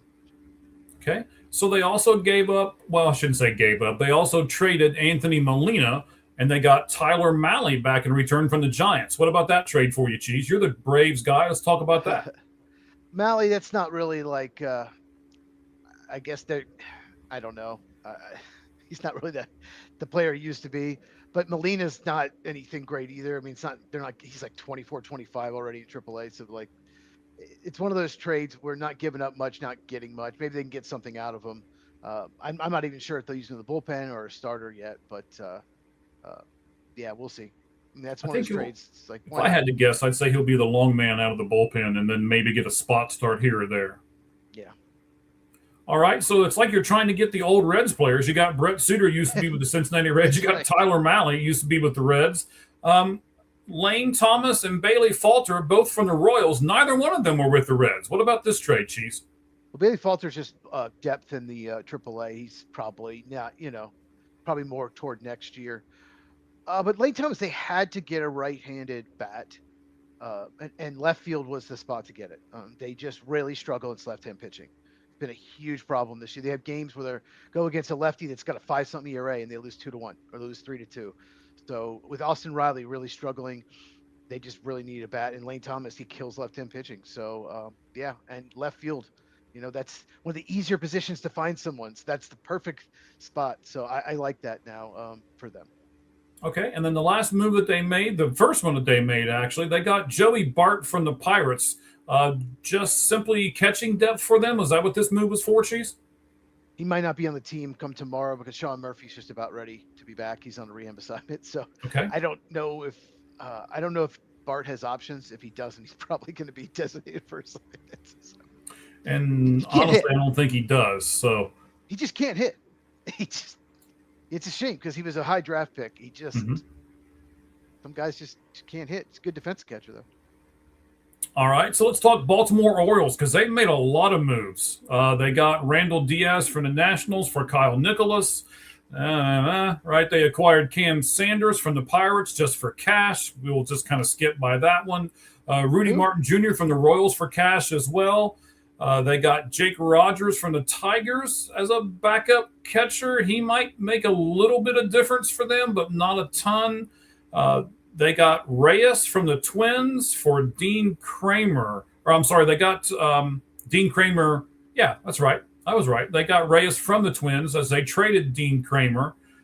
The Twins are kind of going for it. We'll talk about them in a moment. Alex Hop and Brock Moore and Harrison Kruling from the Mariners for Tyler Ward.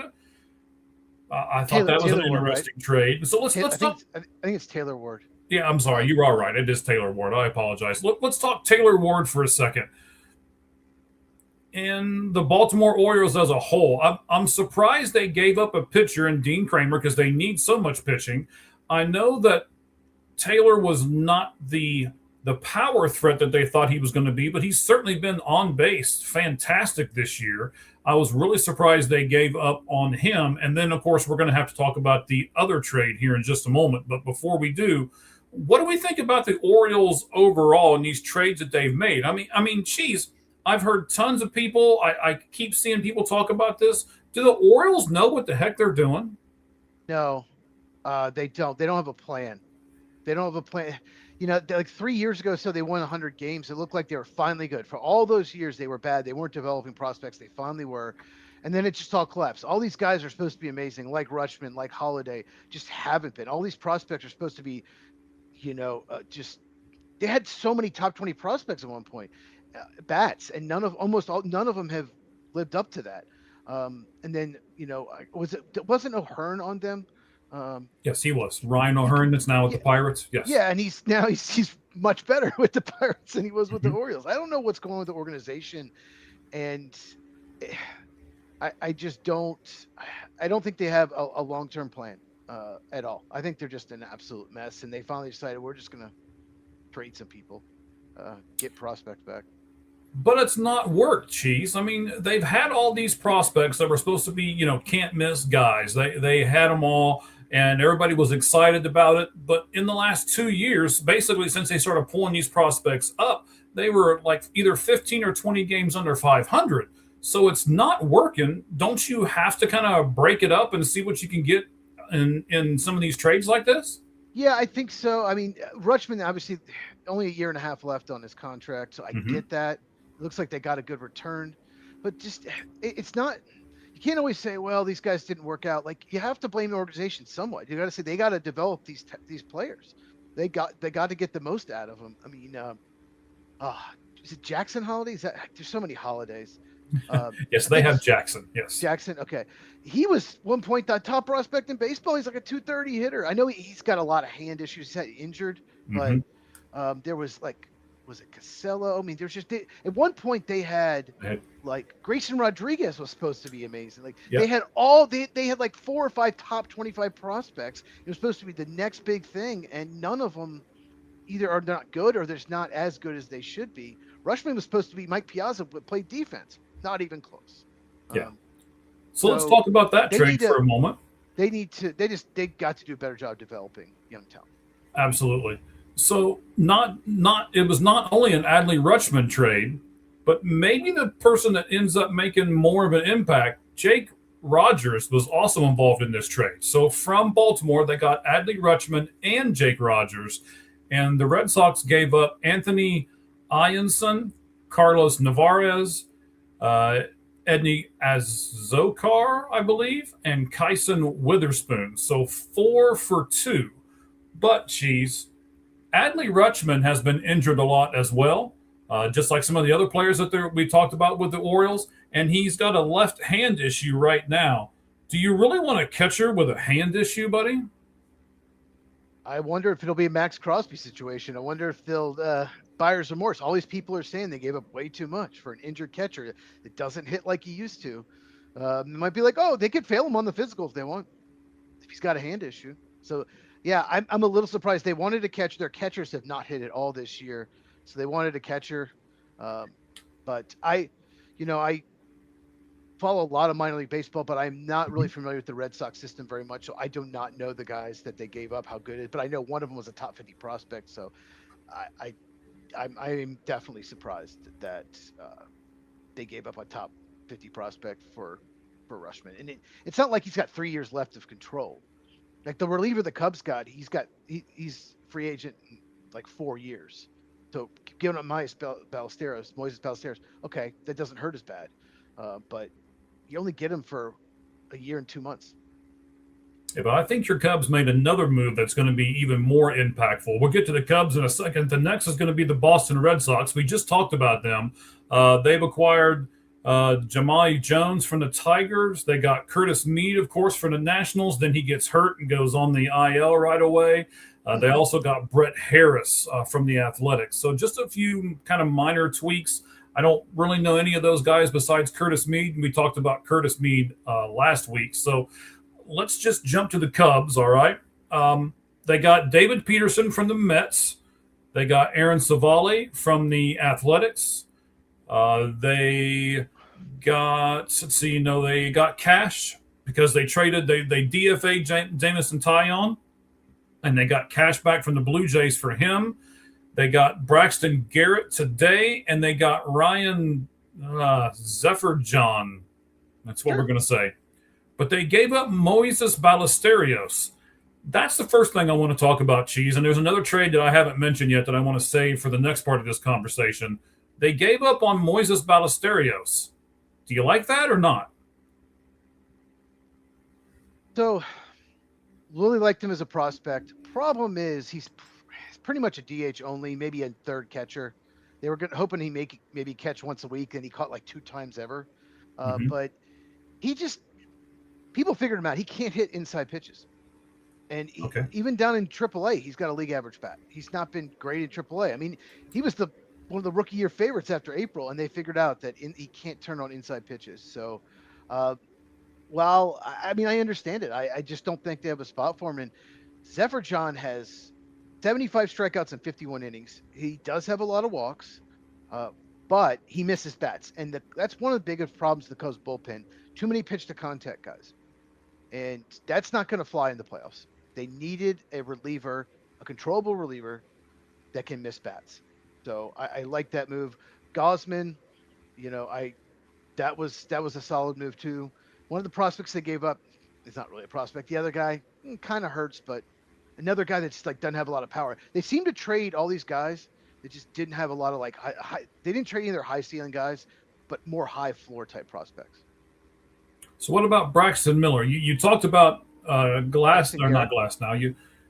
You talked about my guy Gossman. I really think he's going to make a big difference. I'll get to him in a moment. Talk about today's move. Braxton, what do you think about Braxton Garrett that they got today? Well, he's been the minors most of the year. He struggled coming off Tommy John surgery. This is a play for next year. Peterson, who they got with the Mets, who was terrible for the Mets, has been very good for the Cubs. I don't know what they did. They unlocked something, completely shut the Yankees down over the weekend. But Peterson, Matthew Boyd, and Shota Imanaga, all lefties, all starters, all free agents next year. So the only lefty that has possibility to start if he's healthy is Justin Steele next year. So this is all about next year. And they gave up 2 AAA players that are just, I think one of them is 25, the other's 24.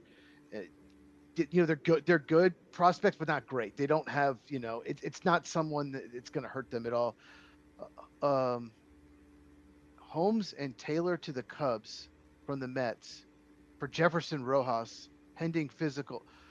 Wow, they got Holy Clay Holmes. crap! They got Clay Holmes. Boy, they didn't stop it. I can't.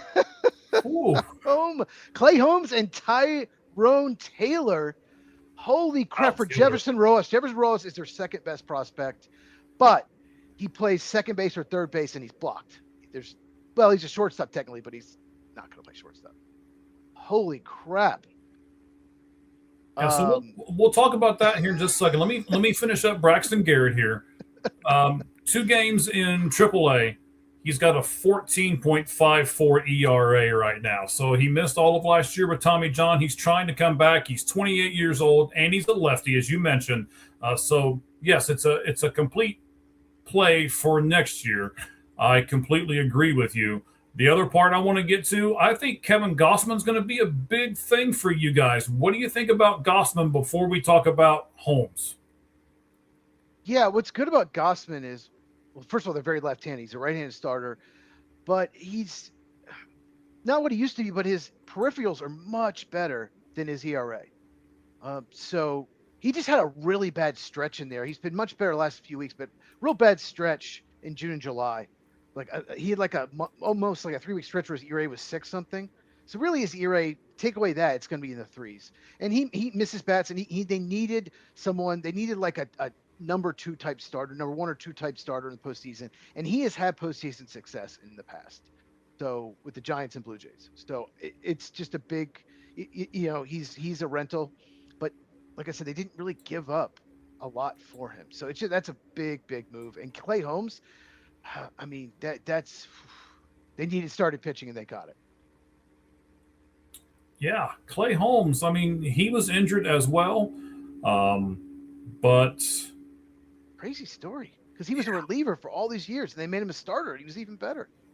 The Yankees. He was a reliever for the Yankees, and the Mets are like, you could be a starter, and he's excelled. Yeah. So now they're also reporting. I'm kind of reading all kinds of stuff as we're I'm all over the internet here, right? Come on. And this is what I was a little afraid of was, this show is going to be just kind of like reaction. What happens next? Oh, back to this one. So I guess Mark McGuire's son's very happy to be going back to Orange County, by the way. So he's going back to the Angels in the, oh my gosh, the Zephyr John. Why do I keep putting myself in this spot where I got to keep saying his name? In the Zephyrs John trade. So he's happy about that. I think the Cubs are going to be happy to get that reliever. Man, but what are the Cubs going to do here, Cheese? They have added, hold on, let me go back to the screen here. They have added to their major league roster here just in the past few moments. So one reliever, Braxton Garrett probably won't be on the major league roster. Gossman's going to have to be on the major league roster. And then now they've got so Tyrone Taylor is going to be on the roster, plus the pitcher they just got from the Mets. I mean, you're going to have 4 people that you're going to have to add to the 40-man. There's spots. There's some players that need to go. Yeah, there's some players that need to go. Well, some of the guys they traded were on the 40-man roster, though. So some of the guys, they traded. Yeah, Ballesteros probably was. Ballesteros, Jonathan Long, who went to the Marlins, he was on there too. Okay. But Tyrone Taylor, real quick, he is very good against left-hand pitching. And you know who sucks against left-hand pitching is Ian Happ. I think Ian Happ is only going to play against righties now. He's a switch hitter who has been terrible against left-hand pitching. Tyrone Taylor is probably going to start in left field when there's a lefty, and then when they bring in a righty, then they'll put Happ in there, and he's better. Happ is so good defensively. So I think this says a lot about Ian Happ. I think he's going to lose some at-bats here. But, yeah, Taylor he's one of those guys that terrible against right-hand pitching, but he kills lefties like Lane Thomas for the Braves. So but if you had told me to get Clay Holmes or Jefferson Rojas, I would have been like, oh, man, you give up your second-best prospect for Holmes. That's good, but they got the bat, too, so that makes me happy. At least they got 2 players for 1. Okay. The other side of Chicago, so I read a lot about Chris Getz, the GM there with Chicago White Sox. I like this team. I'm trying to get a couple of guests on that are with the Chicago White Sox, and if there's anybody listening to us that are, please direct message me. I would love to have someone on this show talking about the Chicago White Sox. I love their brand of baseball. I love all these young kids. I'm really kind of getting into this team, and let's talk about what they have added. First of all, they acquired Jaden Woods, and his last name is Woods, not Wood like the other guy in Washington. And they got the number 34 pick in the draft from the Pirates. So not only are they getting all these people, they got another pick. It's weird how they're just loading this farm system up. They got Jose Urquidy from the Pirates as well. Here's what they wanted to do. These top 3 moves. I kept hearing from Chris Getz. I want to get a starter, I want to get a reliever, and I want to get a good defensive outfielder, and I don't want to give up any of my top 20 prospects. And he stared right into the microphone and said it. And when he did, I thought, yeah, right. That is never going to happen.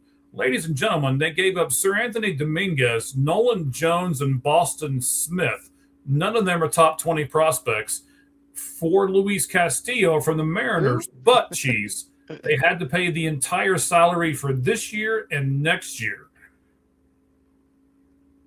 Yeah. So that's what they did, right? They said, okay, we've got money.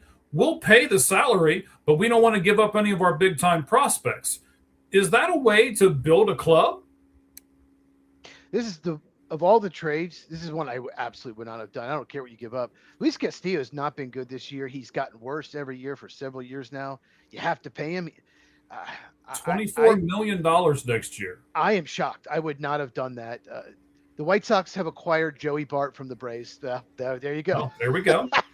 I figured that he was gone anyway. Yeah.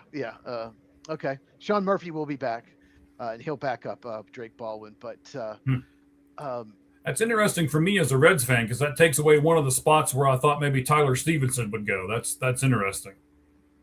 What were we just talking about? Oh, the White Sox. Yeah, Luis Castillo. That's of all the trades. There's so much better pitching prospects out there. Of course, you have to give up more, but that's a lot of money for an organization that's been very cheap for a long time now. So, throat. Sorry about that. Do you think they brought in Luis Castillo not just to pitch for them, but also maybe because they've got a lot of young pitchers and he is a veteran and experienced pitcher that can help out some of those young guys? No, I'm sure that's part of it. Yeah, I'm sure that's definitely part of it as well. That's great for the Mariners to jump that salary, because Mariners have pitching. Their problem is they need bats. That's not the problem. They just probably wanted someone just take him. So, yeah. Yeah, and they got somebody to do it. And that, taking that money away from them allowed them to make some moves that they've made today. We'll talk about that as we continue here with our trade deadline special of the Lights Out Sports podcast. Let's stick with the Chicago White Sox for a moment. They got a reliever, Braziban, from the Mets. They gave up Gabe Davis and Zach Franklin, two guys that, again, are not in their top 20. So they got the reliever that they wanted. Not a great reliever, but they got a reliever. Let me give you some numbers on Braziban here real fast. With the Mets, righty. So far this season, he is, I went too far. He's got a 2.56 ERA. He's been in 46 games, 52 innings, given up 30 hits, only 16 runs, only 3 home runs as well. And he's got a better than 2-to-1 strikeout to walk ratio, 23 walks, 49 strikes. So I think this is a pretty good get for them. Is he was he the best reliever out there or something like that? No. But I think, again, for what the White Sox wanted to do, they're already in the driver's seat, right? They're in first place in that division. And they're almost playing with house money right now, because I don't think anybody really expected them to be where they are. So they're paying big money for a starter. They went out and got a decent reliever and didn't give up a whole lot for him, and they still made one other move. But what do you think about Braziban, Cheese? I'll be honest, before he made the move, I really didn't know much about him. So no, that's fine. I know you're the football guy. You're the football guy. There are players that have been traded. I'd say about a handful of players that have been traded that I either had barely heard of, or a couple I haven't at all. So I don't know much about him. You can probably tell me much more about him than I can. I just gave you all the numbers. There's no need to really dive into him a whole lot. But I personally like him. Is he going to be a closer? No, but I think he can be one of those guys that eats some innings in the center. He can be your 6, 7, 8 guy, but he's not probably going to be your closer at the end. But again, he's an innings type eater. Then they turned around and they got, and myself and our buddy from far end of the bench, we just talked about this trade in the first segment of the show when we talked all about the Rockies. If you're a big Rockies guy or you want to know more about that organization, rewind this back and listen to the first hour or so of the show. We went in depth on the Colorado Rockies, and they made a trade today. They traded Brenton Doyle to the Chicago White Sox, and they got Mason Adams, a pretty good pitcher in their system, but he is recovering from Tommy John. And then they got a minor league kid that's playing in the Dominican Summer League, but is really, really good. He's only 16 years old and plays 3 different infield positions. So the Rockies did something that they've kind of been known for. They went out and got a pitcher that they don't really know a whole lot about. They got a hitter who is going to be in their system. We talked about it.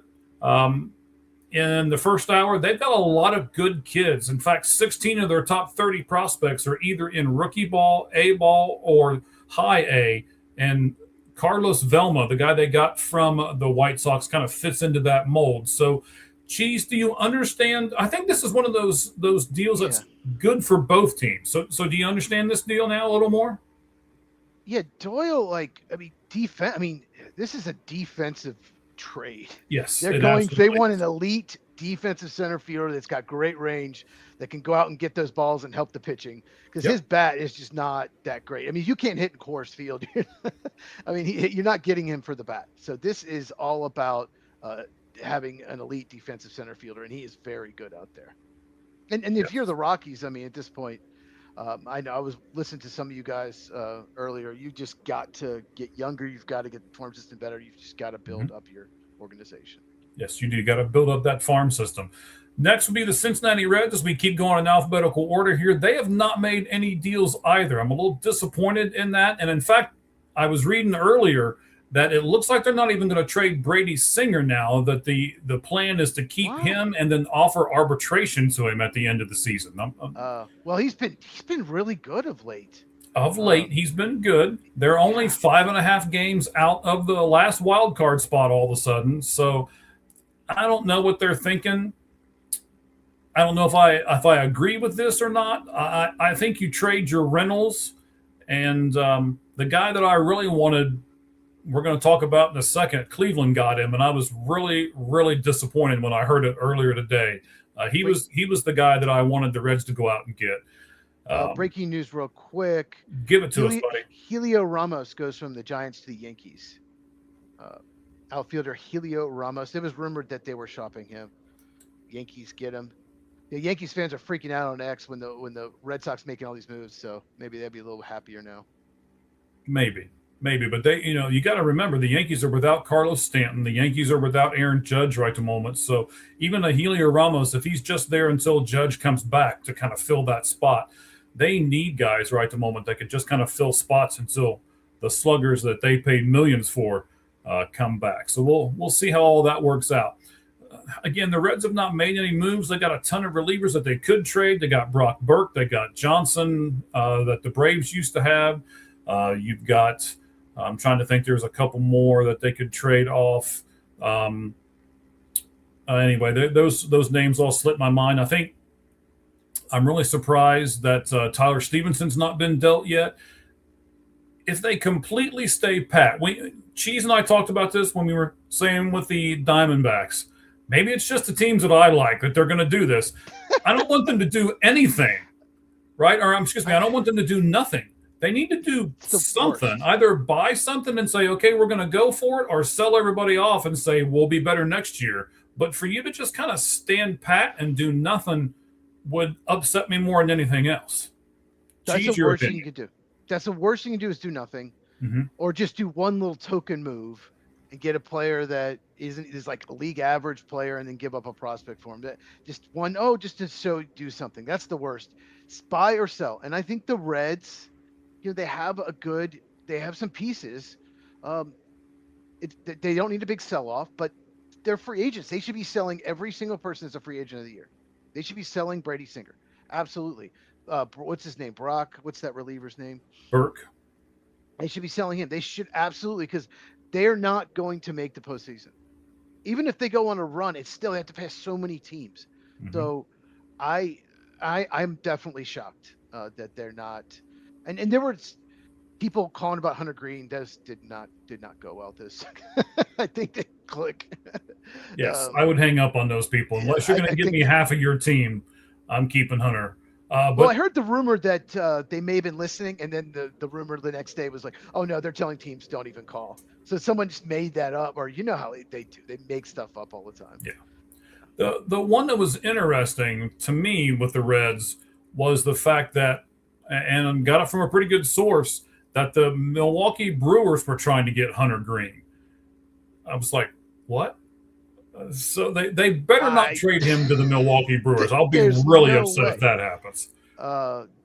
There's no way. No, that's not happening. But you got to remember, the Brewers have one of the top farm systems in baseball. The Reds have plenty of pitching, and they need bats. So that's kind of where that whole thing started. But I still don't think it would happen. I'm with you, but it scared me. I didn't like it. Oh, it's scary when you hear it. Sure. But interdivisional trades like that, you just be so dumb. It just, and if you are shop or you're listening to Hunter Green, there's someone's going to offer. I mean, it's not like one team's going to offer so much more than anyone else. You can find another team that will give you a lot for Hunter Green. Yes, you don't absolutely. have to trade him to the Brewers, but Brewers have one of the best prospects in baseball. God, why is his name escaping me? Jesus Made, right? Mada, yeah. I'd ask for him and then more. And yes, they won't do that. No. So yeah, that's interesting there. I think that's one of the reasons why the Baltimore people are a little upset is because of that trade being intra-division as well. But we'll move on alphabetically here for a moment. Cheese, let's go to the Cleveland Guardians. So they got Ryan Dreggs from the Phillies just for some international pool money. They acquired Blake Perkins and Craig. I love the guy's name. I can't wait to, if he sticks with him when I get to go to spring training this year, I can't wait to yell it from the stands. Craig Yoho from the Brewers for Bo Naylor and Cody Hewer, I believe is how you say it. And then the trade that just that one kind of snuck real quick. That trade was like I missed it and then like saw it this morning. I don't know. It just kind of glossed over. But that's a pretty interesting trade. It is actually, especially with Bo Naylor being involved, and you got the other Naylor brother and everything else there. Yeah, Cody Hewer is bounced around teams. He was a White Sox, then he was a Cub. I mean, he's bounced around teams. I don't think that's a big get. But Bo Naylor, getting Bo Naylor is really interesting. I'm surprised more people aren't talking about that trade. And it may be something you could talk about before it's all said and done. This is the guy that I wanted. He's really good friends with Hunter Green. I've seen them go back and forth on social media and stuff like that. And I thought this guy would be perfect for the Cincinnati Reds. And all the Guardians gave up was Jacob Kozarp, who is a pretty good prospect, a catcher for them. But they got Joe Adell from the Los Angeles Angels of Anaheim. Joe Adell is going to make a big-time splash in Cleveland. I'll get you the stats here. Talk to me about what you think about Joe Adell. Well, Joe Adell, I was going to ask you his stats. That's funny. He was like one of the best. What? I'm going to get him for us. Hang on 1 second. He was one of the best prospects in baseball at one point. I mean, he was supposed to be that can't miss, and he struggled for years, but he kills lefties. He doesn't hit them well. He kills them. Yeah, anytime you bring a lefty up, you can put him in the order. That's how well he hits lefties. So let's unplayable against righties, though. But well, let's look at his stats, right? So now Joe Adell goes to the Guardians, and now that he is added to the team, he is first in home runs on that team with 16. He's now first in RBIs on that team, 62. First in home runs is 16. Oh, yes. No. They need it back. Their offense is anemic, Cheese. It really, really is. They have one good hitter, Jose Ramirez, and no one else. Okay. Yes. So he all of a sudden becomes first in home runs with 16. He becomes first in RBIs with 62, and he becomes first in hits with 102 on that team. And he's not even hit for him yet. And as you're saying, versus left-handed pitching, he's second in the league in average, 303. He's second in the league in OPS at 909. On base plus slugging percentage, 909. He's hit 10 of his 16 home runs off of left-handed pitching, which is first in the league. And he is first in RBIs off of left-handed pitching as well, 29 of his 62 off of left-handed pitching. So, yes, he hits lefties really, really well. He mashes them, yeah. And if you never know, in the postseason, you could have a 3-game series, 5-game series. The opposing team has 2 lefties, and then becomes a huge, huge get for them. And that's who you wanted, Adell. I wanted Adell for the Reds. I really thought that he would work out. They need another bat, and him and Hunter Green are really, really good friends. So I was hoping that if they would both come aboard, then they would sign both of them to long-term deals, and yay, right? Yeah, it says the Astros have discussed Foster Griffin, but I've heard the Nationals are probably going to hold on to him. That'll be interesting too. I'm not looking at anything else. So, Cheese, that's all you, buddy. I'm looking at I'm going alphabetical order here on another website. Actually, I'll mention them, MLBTradeRumors.com. I like the site really well. So that's where I'm at right at the moment.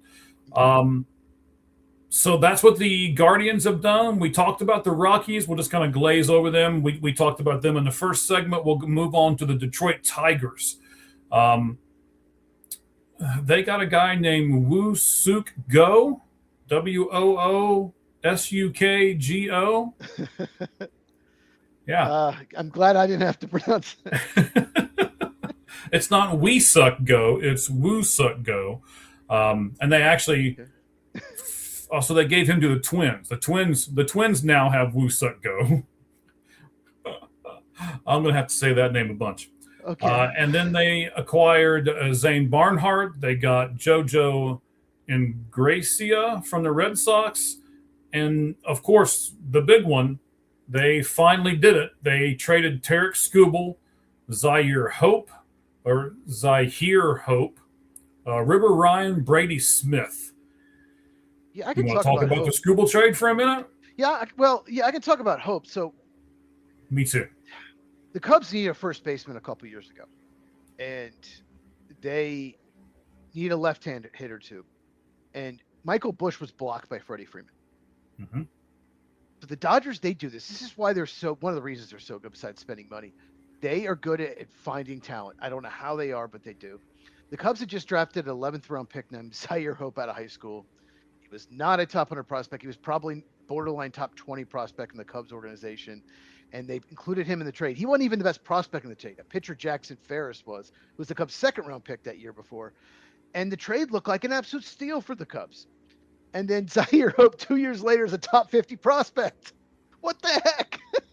So because they found him somehow, they were able to flip him and get Tarek Skubal.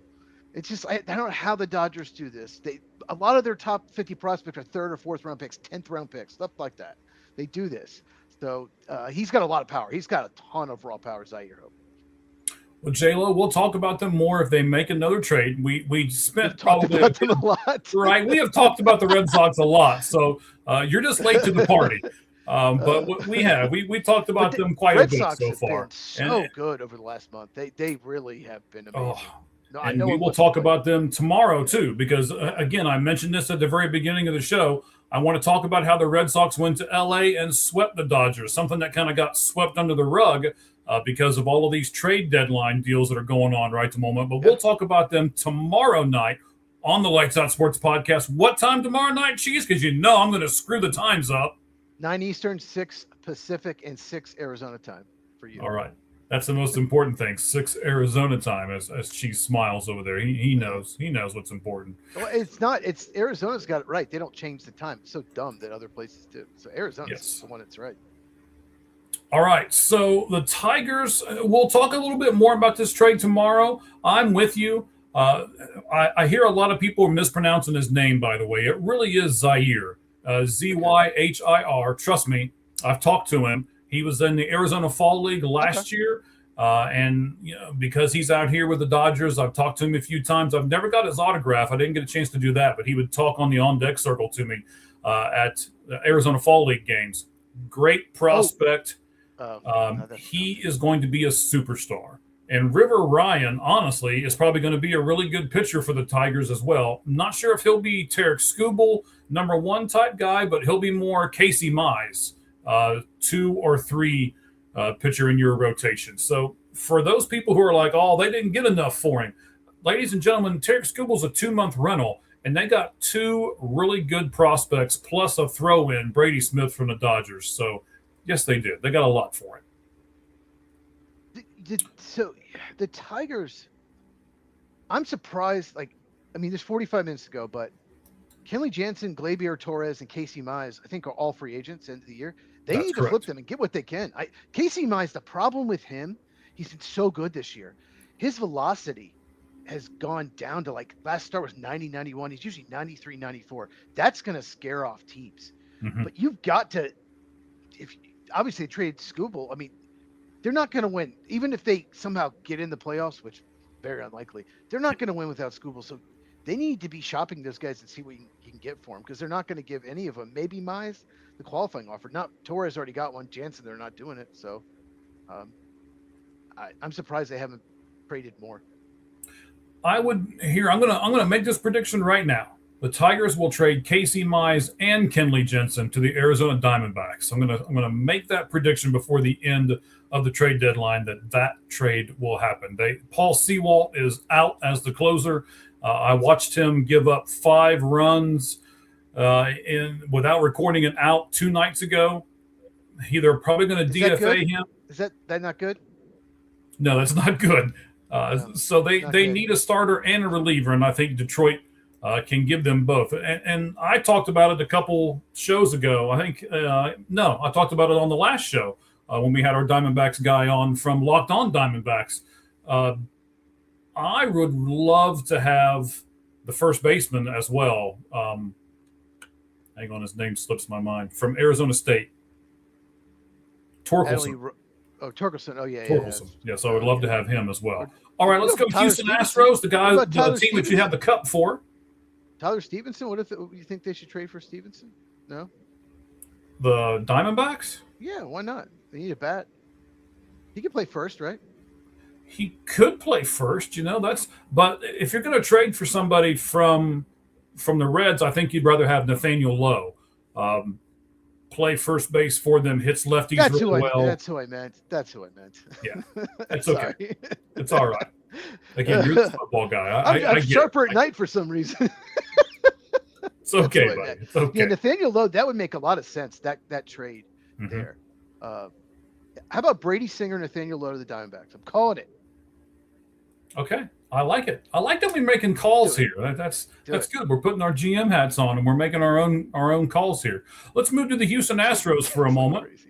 I'm not going to talk about the 2 bottom trades where they got just cash for people. Let's go with Jaden Fielder from the Brewers for Lance McCullers Jr., who, by the way, they've already DFA'd, and Colton Gordon. Then they got Max Martin from the Royals for Nate Pearson. And then, of course, the one that you love. Let's talk about this one. I'm going to talk about what they gave up, but they got Dalton Varsho from the Blue Jays. Tell us about Dalton Varsho. Whew, he used to be a Diamondback too. Tell us about Dalton. I can't even say his name. Dalton Varsho, and I will tell you about Spencer Arrighetti.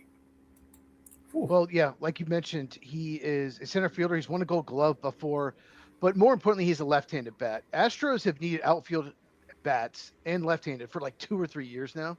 So, and they just haven't gotten one. They finally did. That was just huge for them. And as you know, you've been to, well, it's called Dakin now, but Minute Maid Park, I can still call it. It's a very small left field, but it's a huge center field. So, yes. It's just a big get for them, and they have been they've had a real great last couple of weeks. They're back in first place, so it was just their biggest need for sure.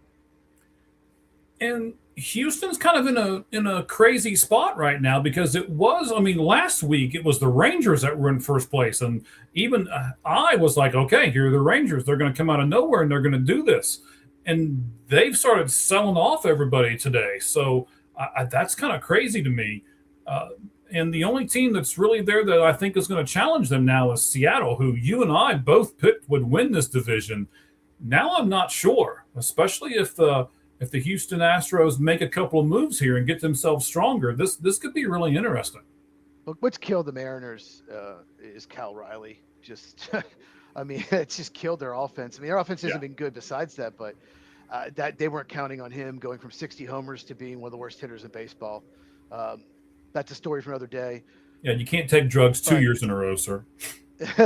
But Spencer Arrighetti, he just hasn't had a good year. But it's one of those that's like he's better than he's pitched, and the Blue Jays know it, so they're going to try to fix him, or maybe it's mechanical. I don't know. I don't know for sure, but it just makes sense for most teams. This trade, Varsho for Arrighetti, and he probably is just not going to be part of the Astros postseason rotation anyway. Yeah, so he's 7-5 right now with a 4.60 ERA in 17 games. Okay, 460. That's not too bad. That's not terrible. He's given up 68 hits. He's only had 45 earned runs in those 68 hits. He's given up 12 home runs. It's a little high. 50 walks, 87 strikeouts. So you don't have that 2-to-1 ratio that I like to see in pitchers.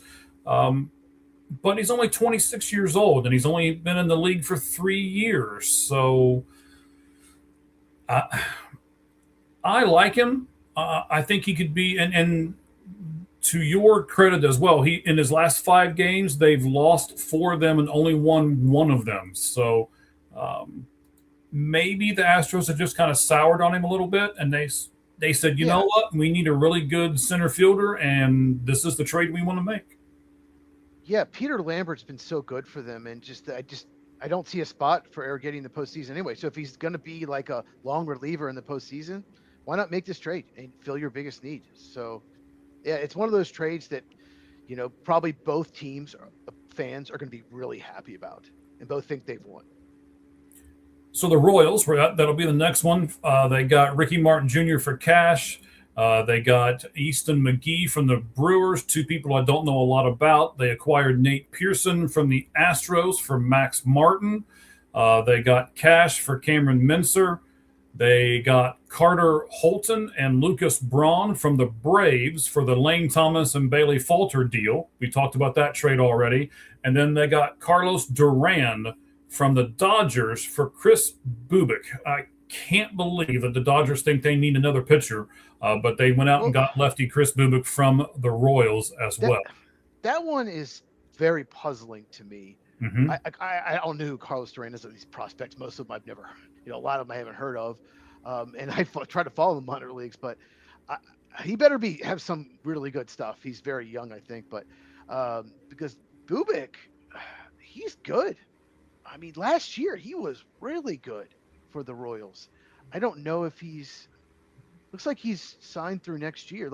He's controllable through next year. So yes, they better hope that he's really good. Otherwise, I know Bubic, I think the knock on him is he's hurt a lot. That's probably why they didn't get a huge return. So this Carlos Duran, I'm looking him up here. He's only 17 years old. He's currently playing in the Dominican Summer League. He has a 10.62 ERA. 20 innings he's pitched so far, 31 hits in 20 innings, 32 runs. He hasn't given up any home runs, but he has walked 22 and only struck out 16. So, what? It's like, what? What are you doing, Kansas City? Maybe they see something that we don't see in the stats, but Lucas Braun they got in the Braves deal.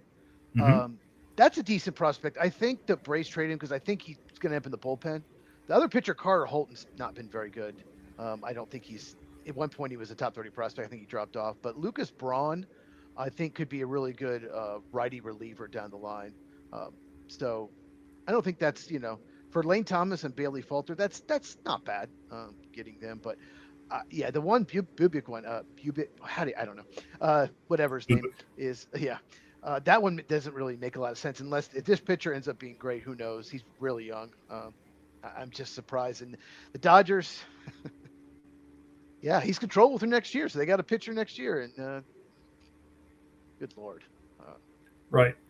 Let's move to the Angels because the Angels have made some crazy trades. The Angels got some Angels for the Angels. They got Angel Arenado from the Rangers in a trade.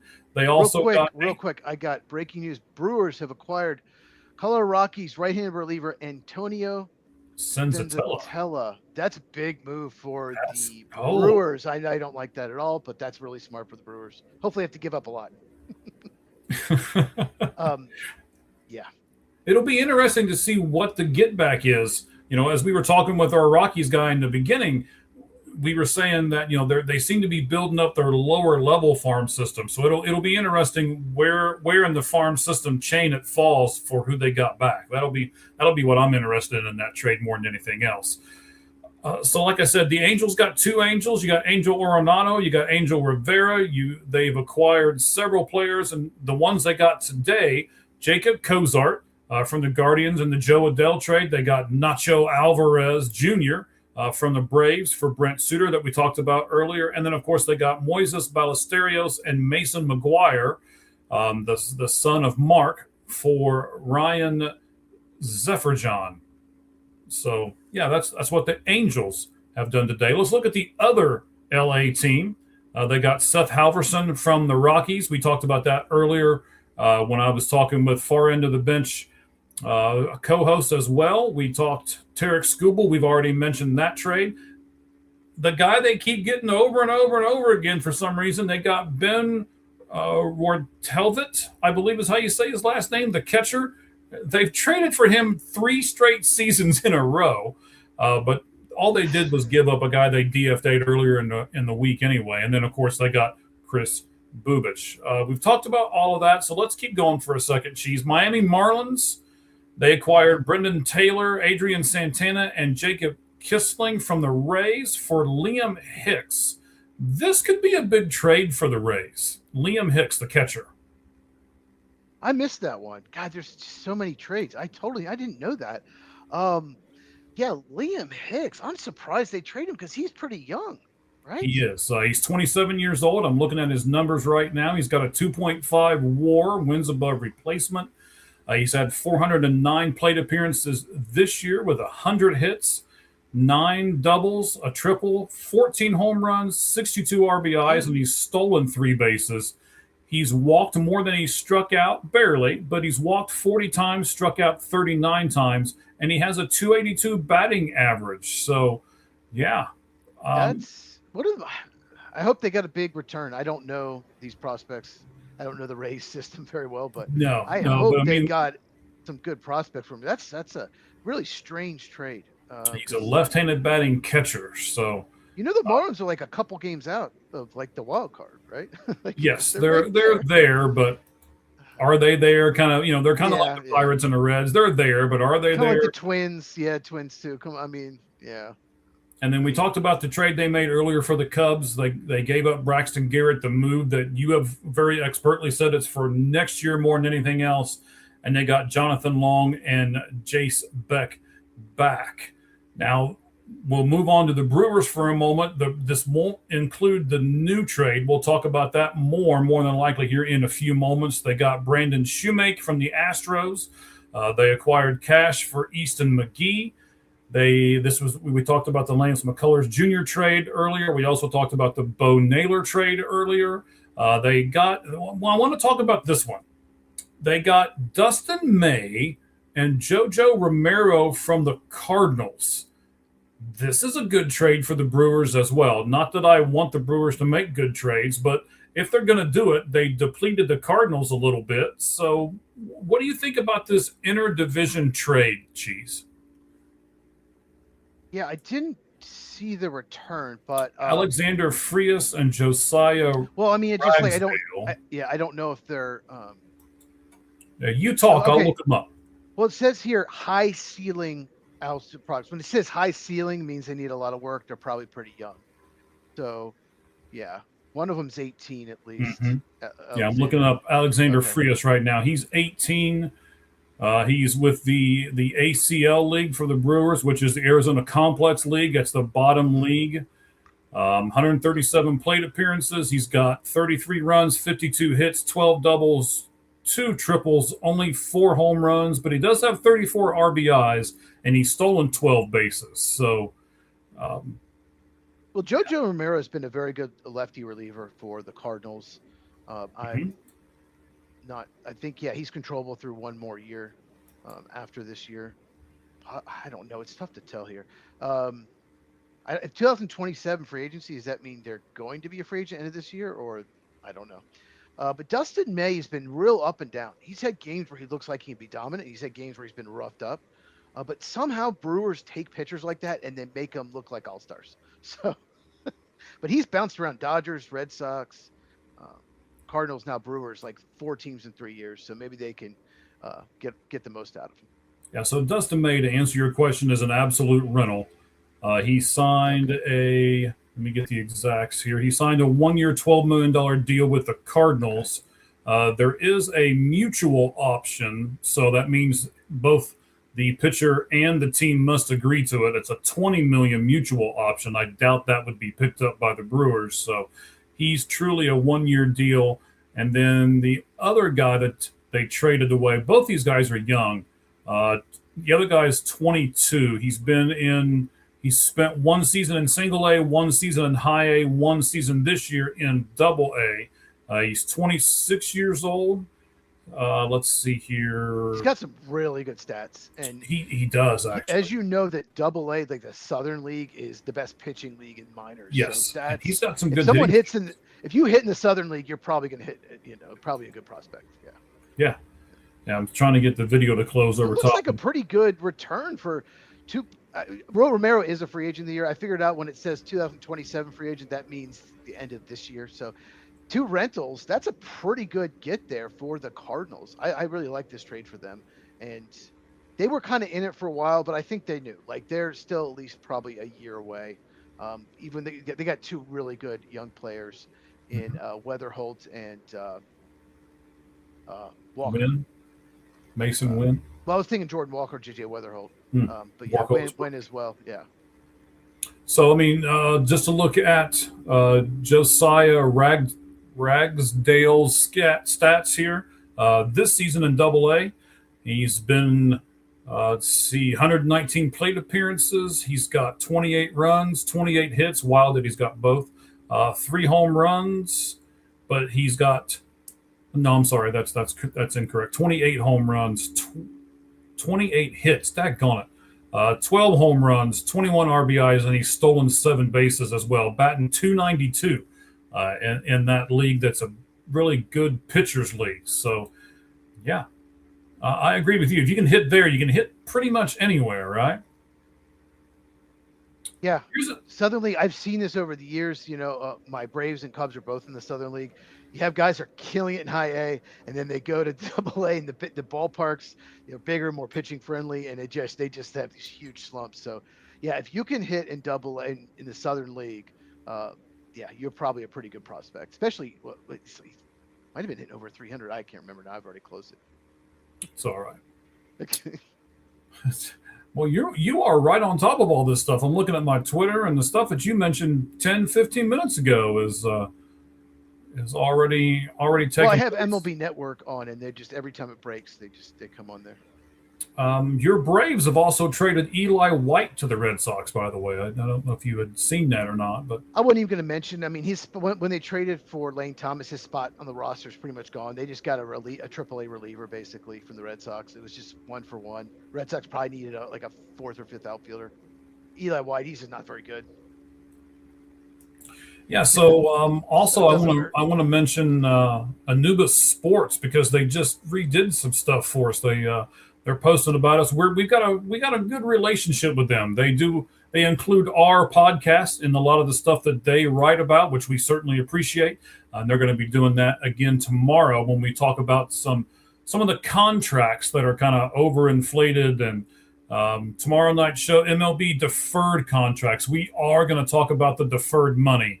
We will have a chart that will tell you every team's deferred money over the next few seasons, and you'll kind of be surprised. You shouldn't be surprised who number 1 is, but you might be surprised who 2, 3, 4, and 5 are, and how much money all of those teams have deferred as well. We'll talk about that tomorrow on the Lights Out Sports Podcast. Let's talk about a team, Cheese, that we haven't even mentioned, I don't think, yet. The Minnesota Twins. Well, we did, because they got Woo-Suk Go, one of the two, from the Tigers. We had to mention that one more time.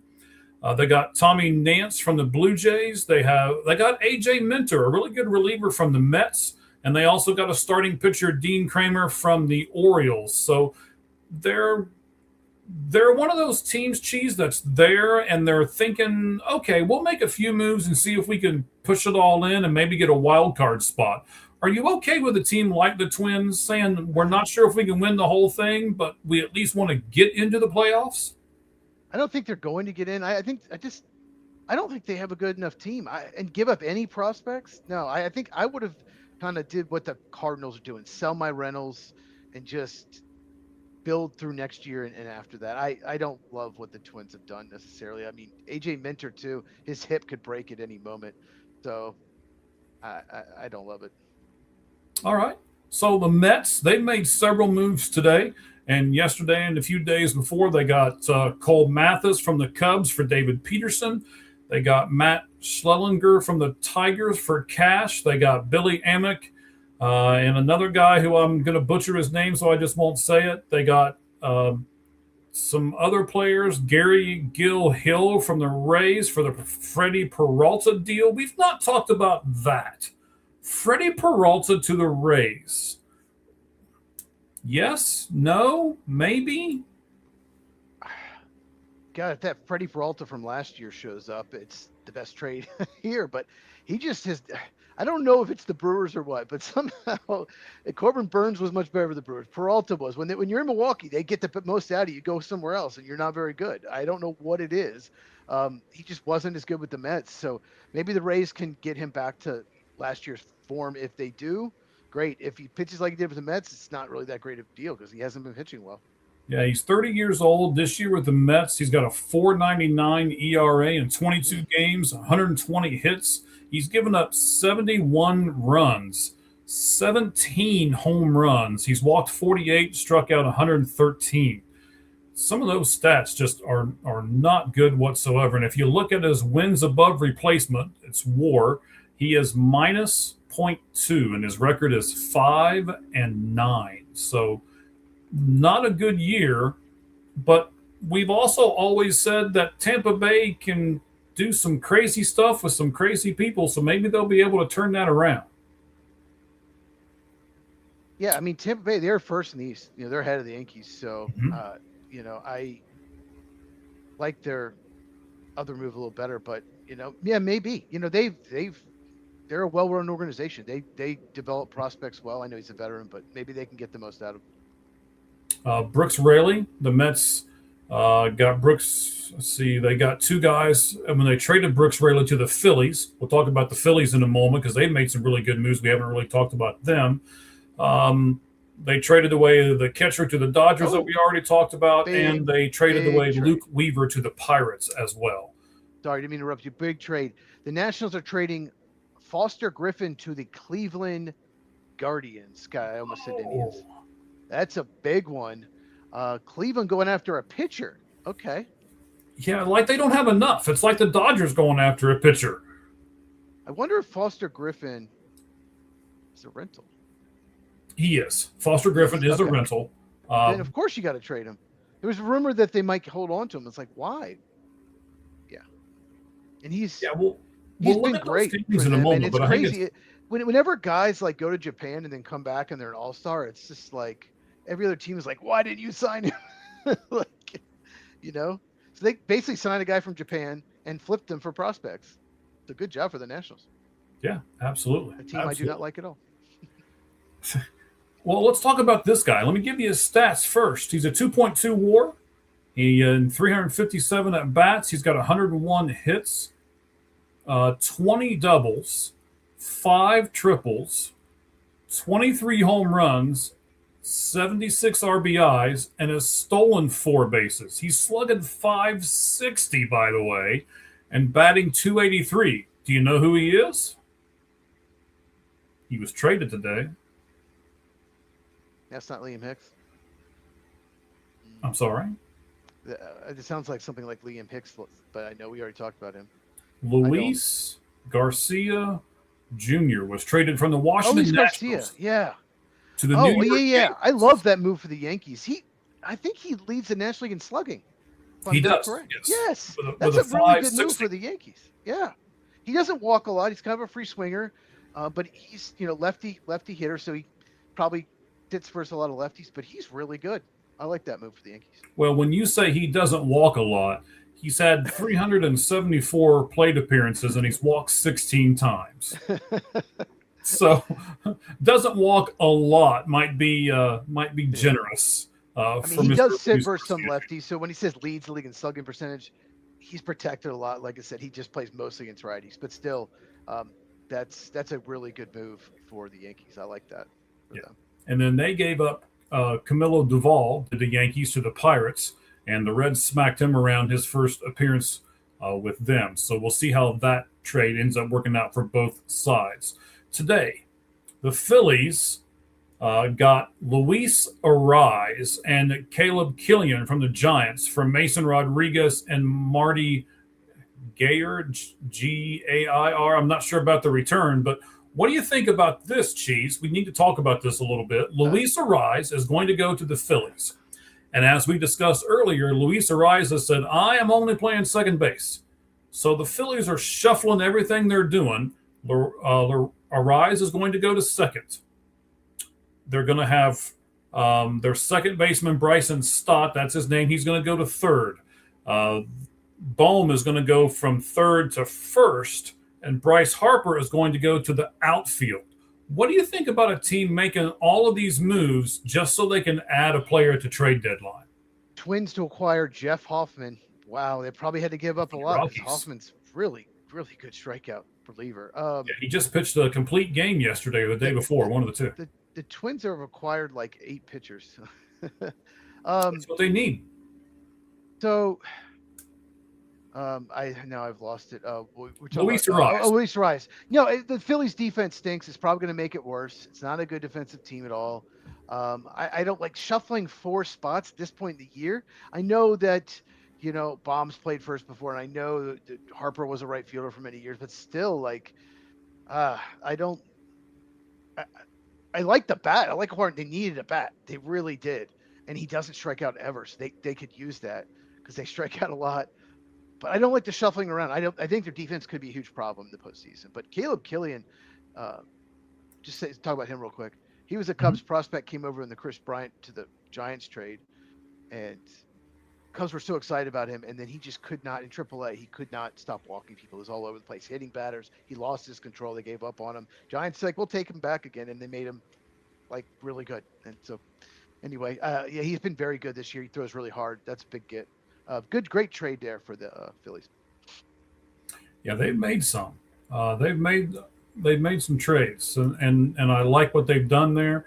Let's see here. I got one more. They also got Brooks Raley. We talked about that from the Mets earlier. So they got the reliever that they needed. They got I'm not going to say a good defender. He's been better this year, has Luis Arise, but he's a table setter. The other part of this equation, Cheese, is who's your leadoff hitter now, Luis Arise, or is it Kyle Schwarber? I would keep Schwarber in there. Think so? I would keep Schwarber in there. Where would you move Schwarber then? You can't hit him second. He's too slow. Right, you cannot. You absolutely can't. But with the power that he has, I'd say 4. So probably Stott number 2. So you go Arise and then Stott and then Harper and then Schwarber. But then that's 2 lefties back to back, and you want to make sure you get Schwarber and Harper both hitting the first inning. You want to hit them first and third. So I might hit Arias down like 5th, and because he'll be in a good RBI spot. He doesn't strike out much. I like guys that 5th or 6th in the order. Like the Cubs hit Nico Horner 6th, and he gets a lot of RBIs because he puts the ball in play with men in scoring position. So like he doesn't hit home runs, but nothing wrong with hitting a guy that's just a real good kind of hitter 5th or 6th. Because sometimes you just need a single. That's what I'm sure. We'll see. But I am curious to see how they'll do their lineup. It is going to be. I'm curious about a lot of stuff with the Phillies now because you've got a guy in Harper who was willing to move, even though Dave Dombrowski said earlier in the season that he wasn't the leader, and they got that whole thing. I don't know if you saw the comments from Don Mattingly yesterday, basically saying the same thing. We might talk about this tomorrow if we get a chance. It's an interesting dynamic on this team because Harper basically said that the front office was not doing enough so the team can win. And if you remember from our earlier conversations, Don Mattingly's son is the new GM for them. So when Harper says, hey, the front office isn't doing a lot, then this is now going to be Don Mattingly being the dad taking up for his son, right? So there's Yeah, and the Phillies, they're barely in the postseason. Like they got to within 2.5 games of the Braves. They're now 8 back. They have fallen off, and the Braves have been playing really well. So they were in danger of missing the postseason. They had to make some moves if they wanted to to make it. And they're not one of those teams that's like, oh well, if we don't make it, it's fine. No, they're all in. They think they're gonna, they want to win the World Series. So I'm not surprised they've been this aggressive. All right, I want to talk about this team for a moment. They got Jonathan Rodriguez from the Orioles for cash. That we talked about this. Camilo Doval they got from the Yankees, and they got Luke Weaver for Sammy Stoffra, something like that. So the Pittsburgh Pirates, Cheese, they got 2 really good relievers, and they got a wild card that's probably not going to help them this year. But I didn't know this till I started looking at the transactions for the Pittsburgh Pirates.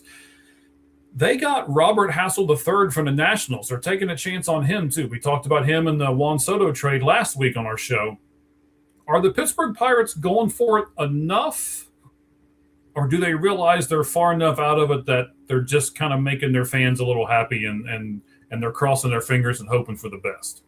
I mean, if you're going for Luke Weaver, you're definitely, do you know much about Sammy Stafura? I had not heard of him, but he looks like he's a pretty darn good minor league player. But he used to be with the Reds. Yeah, I remember when he was drafted by the Reds. Yes, very talented prospect for the Reds. He is in Single A right now in Bradenton, Florida. He's only had 35 at-bats down there for them. Hit 1 home run. There are not a lot of stats on him. I don't know if he's been injured. Let's see. He got promoted from A to high A in the Pittsburgh organization. So he's listed as the 10th best Mets prospect after the trade. I've got him on a really nice card behind me on the shelf back there that I got him before he left the Reds organization. So it looks like he's got some power. He's got tools. He can run fast. He's got power. So he's very toolsy. So he's one of those players that has a high ceiling. Yeah. Yeah, 909 fielding percentage at shortstop. 20 homers, 20 stolen bases. He's a 20-20 guy. So, yeah, very toolsy. I wonder if he can see when they're a shortstop prospect. Half the time they don't stay at shortstop. So, so I wonder if will stay there, but you never know. Yeah, he was drafted by the Reds out of high school in the 2nd round of the 2023 draft.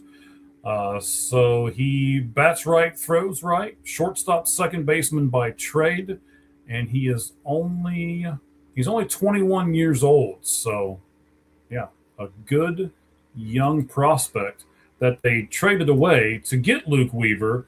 But that kind of tells you that they're giving up a little bit on some of their kids and they're trying to win now, right? Yeah. I mean, they have a good farm system. Well, it's not as good. A lot of pitchers have graduated, but they had a really good farm system, one of the best in baseball for a couple of years there. So maybe they think they can, trade from their depth. But it said he was traded in the keeper on Hayes deal. Okay. So he was in the deal. He was traded last year at the deadline. Okay. Yep. Yeah. He sounds like he's got a high ceiling, but kind of a low floor. Like he's toolsy, but he strikes out a lot. Will he put it together in the majors? There's a lot of, you've seen those prospects come through. A lot of homers, a lot of stolen bases, tear up the minors and they get to baseball and they're at 210 and strike out 37% of the time. I'm not saying he will, but it just sounds like he's that kind of boom or bust prospect. Mm-hmm. So the San Diego Padres and the San Francisco Giants made an interdivision trade as well.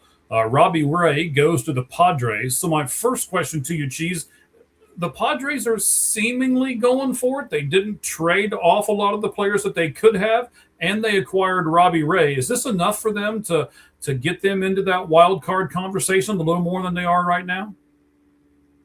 The Padres remind me of the Cubs, was it 2 or 3 years ago, where they were going to sell, and then they went on this huge run in July, this hot winning streak to get back in it, and they decided to buy.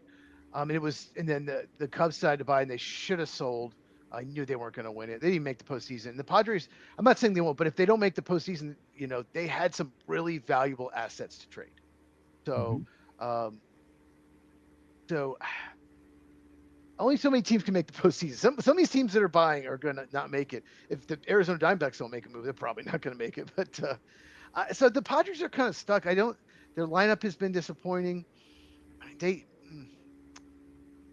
I don't know what to do. I just don't know if they're good enough to go to the World Series. I don't know if they are. It's kind of been a theme. We've talked about a lot of the returns.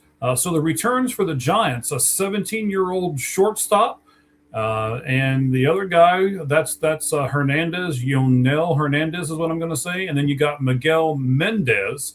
He is a young 23-year-old that has been in the system for a little bit with the Padres too. So he's a starting pitcher or right-hander. He's actually on the 40-man roster. So they must think a lot of Mendez, and that was the return that the Giants got for him. I'm not real big on interdivision trades. There were a lot today. There were a lot. There were several today, and I was a little surprised at those. So they got the team that's selling has to not care, because the team buying they'll buy from anyone. They just want to get better. But the team that's selling, the only way you do interdivisional trade, Lars Nootbaar to the Diamondbacks. There you go. But before we talk about that, but the team selling has to just not care, or like the Cardinals must have thought the Brewers gave them way more for May and Romero than anyone else. That's when you make them, but I guess they did.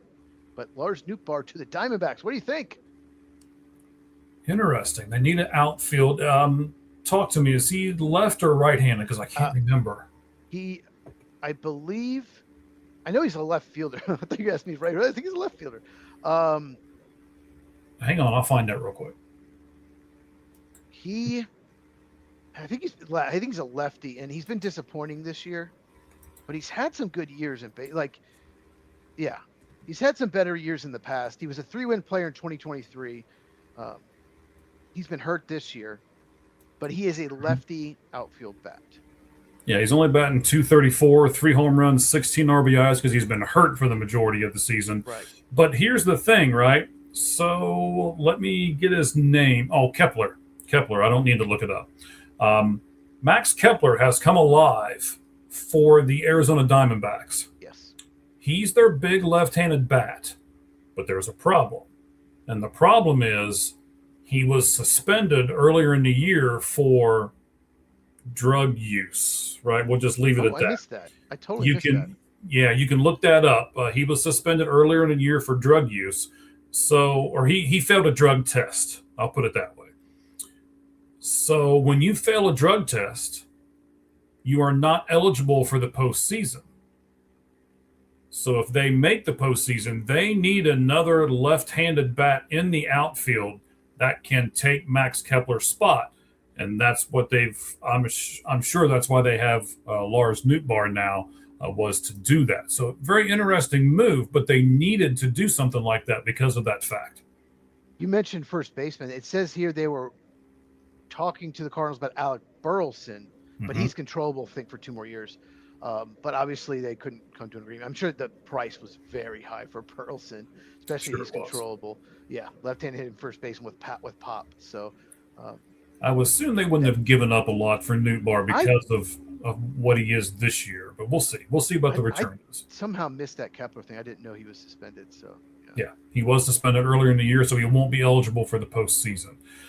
Well, if the Mariners. Real quick, if the Diamondbacks, so they got Nootbaar, if they get like someone like Casey Mize and maybe a bullpen, then you'll be happy. If they just do Nootbaar now, will you be disappointed, or do you think they have to go get pitching?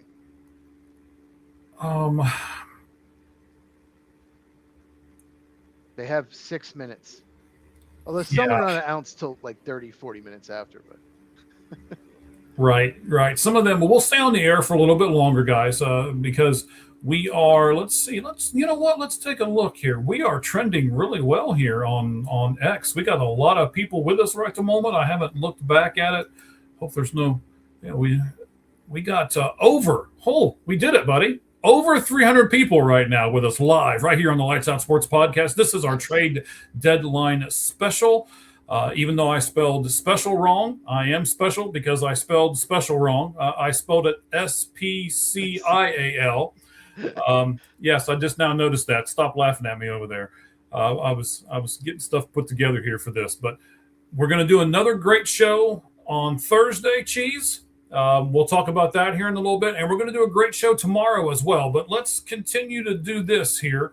Only got a few more teams to go, and we will stick around a little bit after the trade deadline because, as you just said, even though it's 5 minutes or so away, there's always a deal or two that seems to get done after the smoke clears. So we'll see. The Mariners, they got Taylor Ward.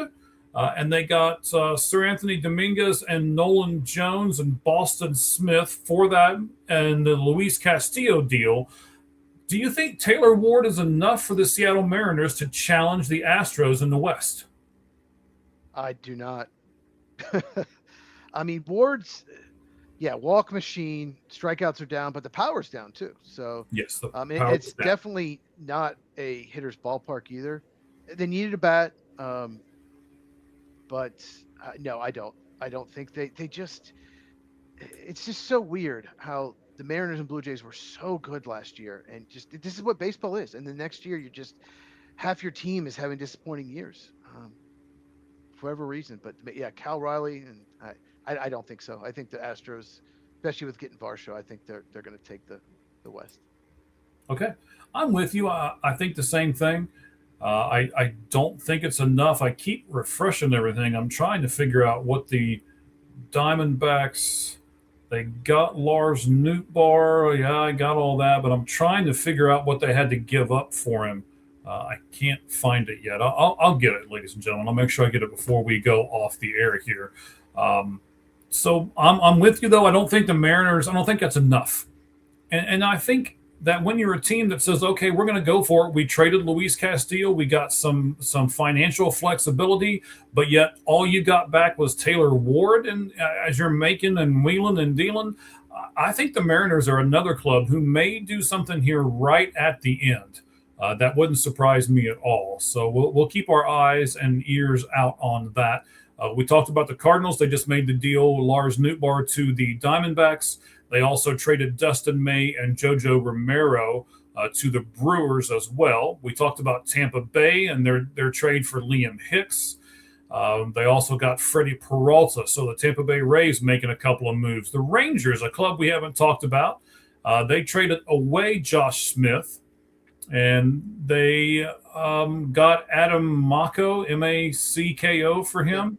They also got Logan O'Hoppe from the Angels in a trade.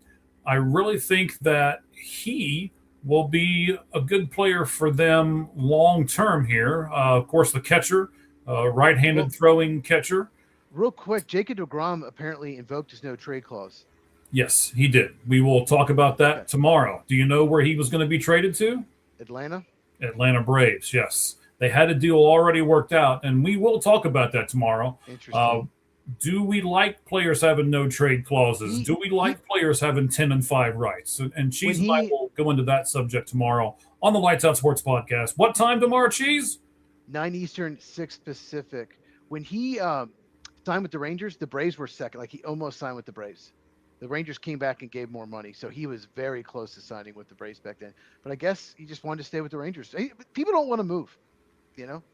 That's what it is. He didn't want to move, probably. Well, there's family life. There's kids. Yeah. There's, yeah. So it'll be interesting. I thought Logan O'Hoppe was a little bit better than this. He's only batting .209, 17 walks, 16 strikeouts. He's only got 23 RBIs for the season. Only 4 home runs. Okay. Maybe that wasn't as great a trade as I thought it was for the Rangers, but the Toronto Blue Jays. Breaking news. Sorry. Nathaniel Lowe has been traded to the Cleveland Guardians. Cleveland Guardians. That's interesting. Cleveland, another bat for Cleveland. And it's, Nathaniel Lowe's got such a low salary, so he's very tradable. You can use that to get a little more prospects for him. Yes, you can. Huh. Very interesting. Yeah, the Jeff Hoffman Reds. Good for the Reds. They should. Jeff Hoffman was traded to the Twins. Yeah. Twins just, they have traded for like 4 or 5 pitchers.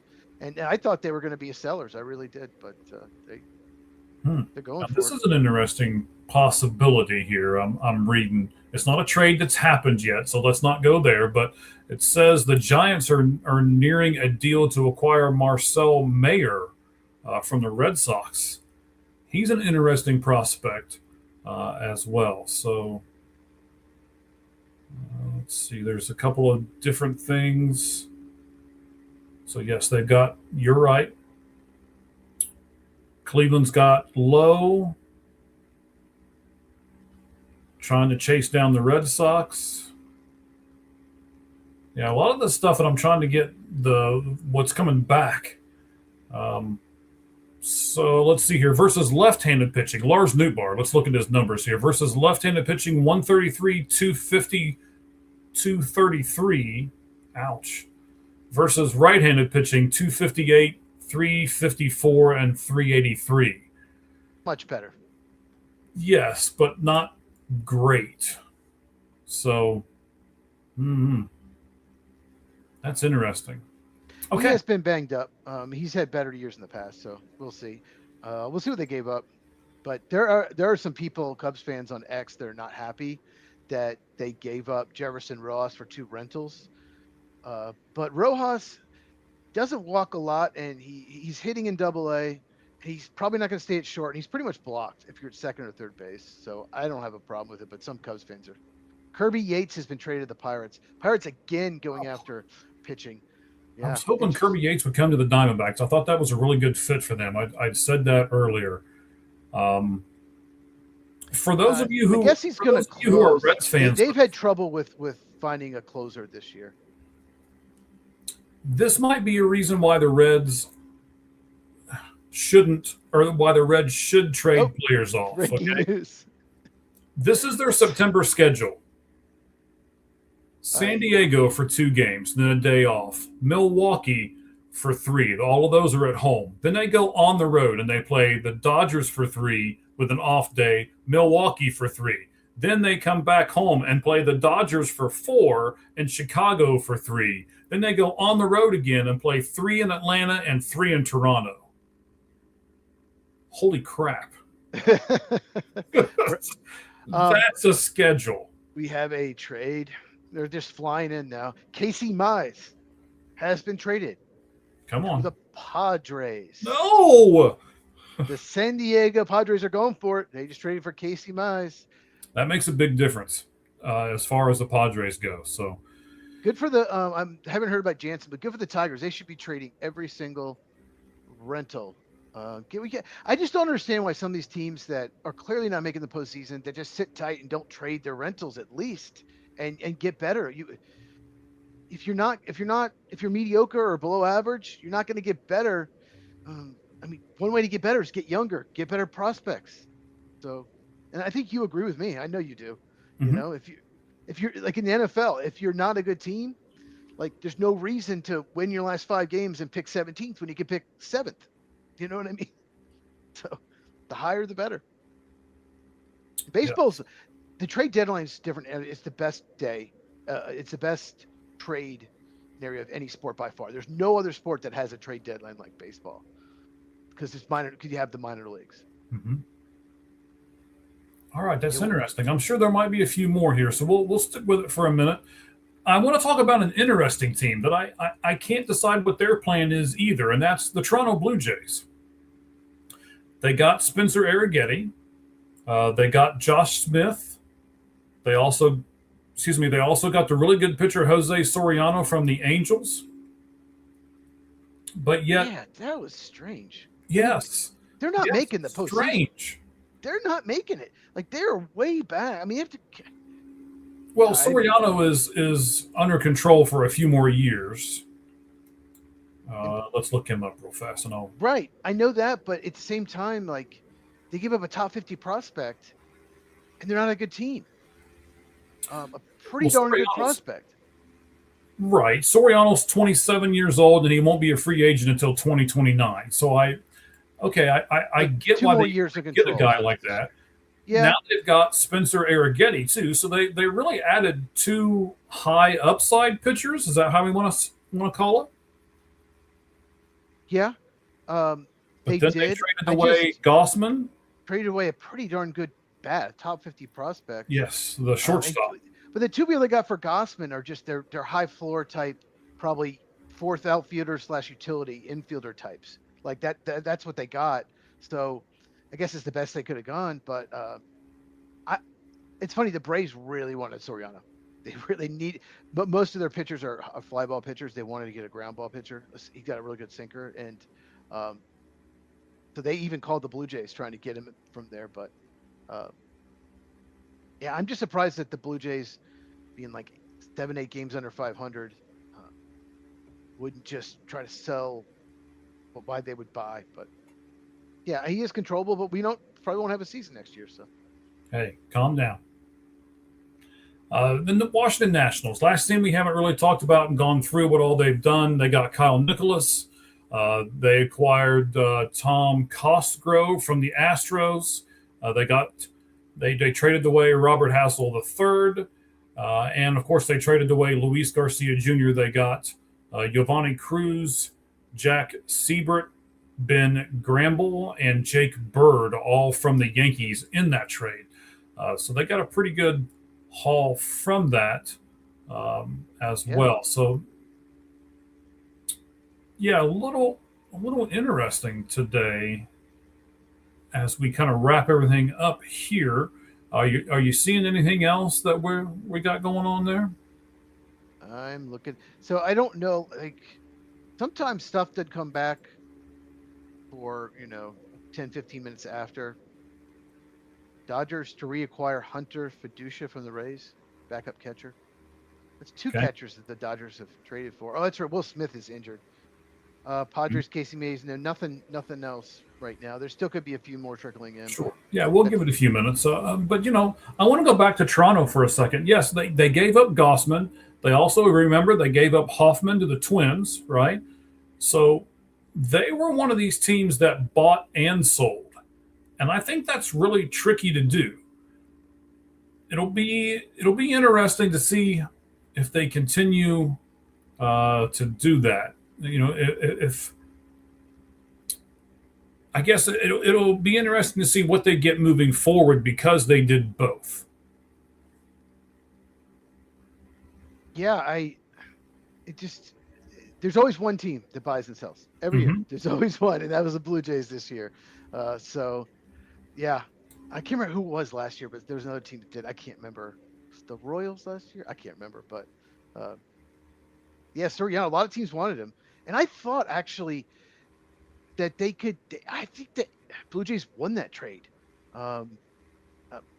It felt like they gave up a top 50 prospect, yeah, but then the other two prospects weren't like highly rated. Maybe the scouts think differently. So I thought they get top 50 and then another player that was like top 10 prospect in the organization, and they didn't even get another top 20 in the Blue Jays organization. So I was a little surprised that they didn't get more for him. I was surprised by that trade overall. It's just such a strange trade for the two teams. This will be interesting tomorrow when we rank these top 6 teams on each side. There's a lot of teams that got better. There's some teams that did not get better. There are. They had an opportunity.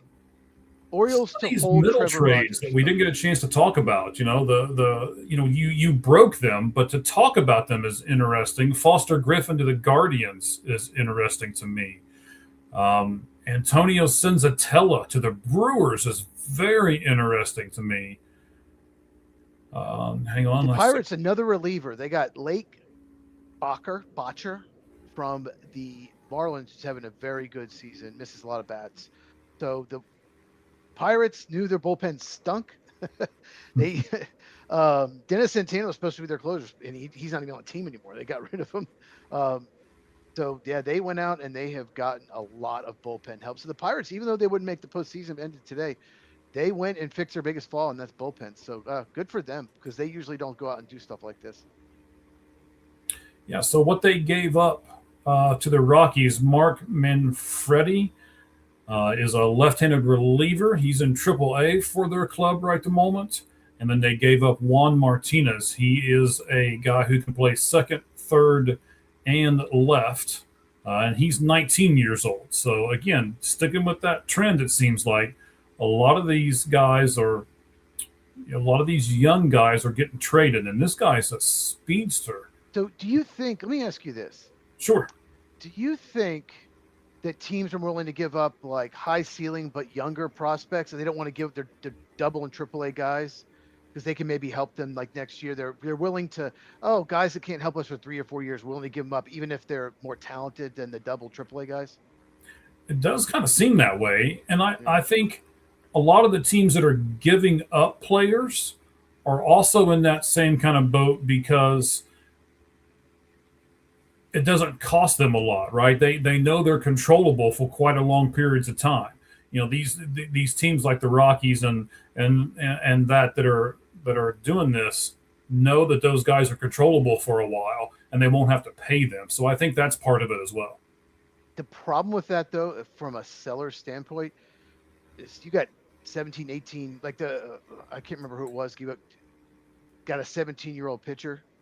What was that trade? I can't remember now. There's so many of them right at the moment. There's so many. But, like, yeah, they might have good stuff. High ceiling. It might have been a big international bonus money guy, right? Or a high school player just drafted last year. Problem is they have a lot of development left. It's a long way to go. They could get to Double A and could just be terrible.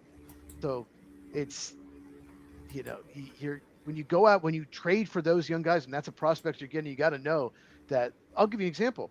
When the Cubs traded Yu Darvish, they got 4 prospects. They got 4 of like the Padres' top 14 prospects, and Owen Casey, and 3 international guys that were 17, 18, 19 years old. All 3 of those guys flailed out. None of them were worth a crap by the time they got to Double A. One of them didn't even make it Double A. Owen Casey's the only thing they got for Yu Darvish, and they traded him right in his prime. So, when you go for those young guys, they might have high ceiling, but it's a big risk because there's a chance they won't even sniff the major leagues. Yeah, there's a lot of those guys, and that's what they call them, prospects, right? Right. So I'm just seeing that the buyers, they're like, well, you'll give you those guys. They're risky, but we're not giving up, our best prospects in Double and Triple A because they could probably help us next year. So I think that was a trend. Yeah, so that's there's a nice stat here. We'll throw this in.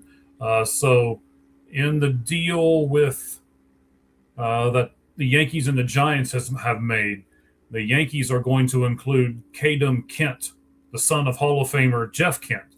Oh, and okay. So that's the second one today, right? Because Mark McGuire's son was traded earlier today. Yeah, I remember watching his son at Texas A&M.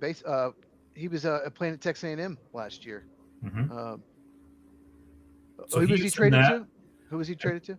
He was traded to the Giants because the thing here that this is from Bob Nightingale. I know you don't particularly care for him. I like Bob Nightingale. Okay.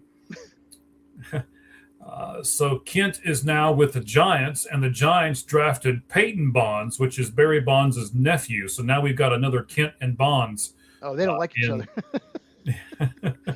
But they both have ties to organization. Caden Kent, I watched him at Texas A&M. I remember. I think they made the finals last year and lost to Oklahoma, or made it pretty far. Okay. But this is long-time Giants. Yeah. Dan El Capitan has tweeted out that there's breaking news. The Dodgers have signed relief pitcher Jesus Christ and are in deep talks with the ghost of Babe Ruth. So, yeah, I thought that was pretty funny. They're getting Julio Franco. They're signing Julio Franco, he was really cool in Vietnam. He was very good Vietnam veteran. But Braves, remember Julio Franco was like 45 playing for the Braves. Yeah. How old do you think he is now? Let's look it up. Julio Franco is ancient. He is 67 years old. He's 67, and I watched him play when I was probably in high school. Yeah, I did. Oh, that's crazy. He played for the Braves in 2007. He's 67. So that means he was, oh my God, he was 48 years old. That's crazy. We will have a little bit of football talk tomorrow. I don't know. You usually give us the football part of it. I will tell you that we will talk about who Netflix has hired to do the games. There's a few games that they have signed that Netflix will be doing. It'll be interesting. They got Michael Irving over there for the pregame, and I won't give it away yet, but two former players that they signed to do everything. By the way, just looking. We follow over 8,000 people on our X account. We greatly appreciate it. And right now, really big accounts are barely above us. So we are right there. 1, 2, 3, 4. We're big day for us. We talk a lot about baseball. It's big for us. Yes.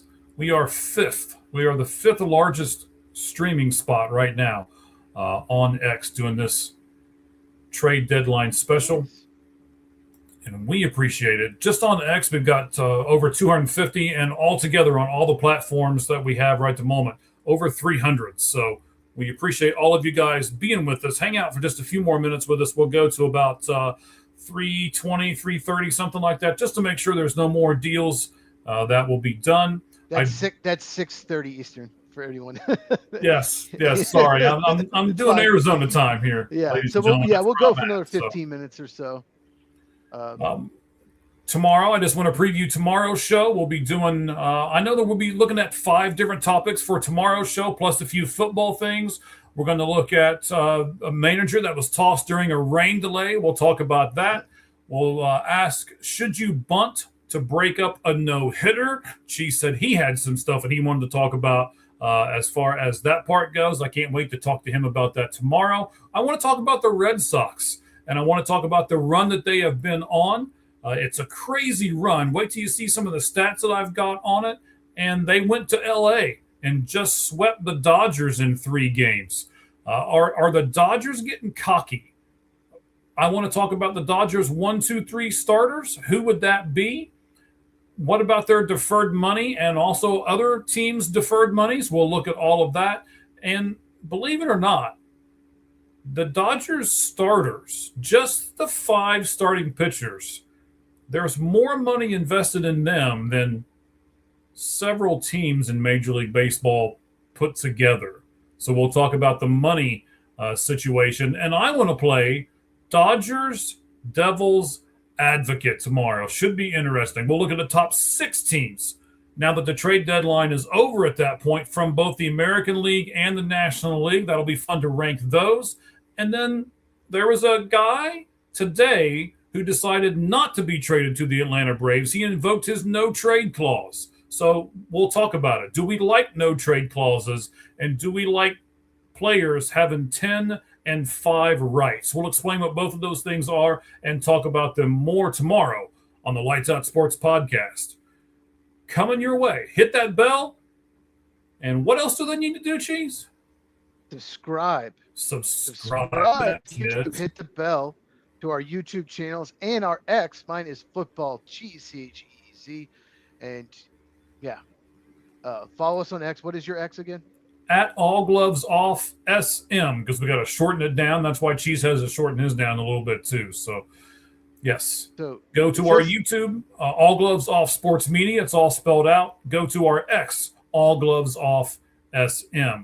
We also, of course, want to thank our guest from earlier. I took everything off the screen here.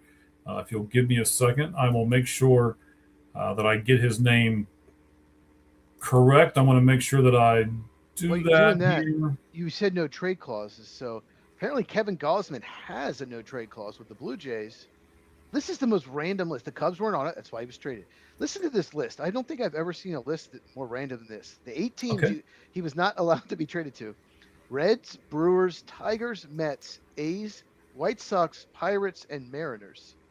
That is the most random 8 teams. There's nothing about those 8 that are the same. Give me the 8 teams again.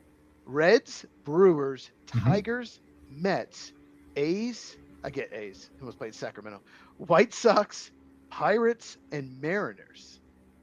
Why Mariners? Why do you want to go to play for the Mariners? I don't know. The Mets and the Mariners, they don't belong in the rest of that group. I mean, I get, the White Sox are good right at the moment, but possibly when he signed the contract 2 or 3 years ago, they weren't. The Reds I get, the Pirates I get, but like the Rockies is not included in there. So if you want to say I don't want to go to a bunch of bad teams, I mean. And if he didn't want to play a big market like New York Mets, well, he didn't put the Yankees.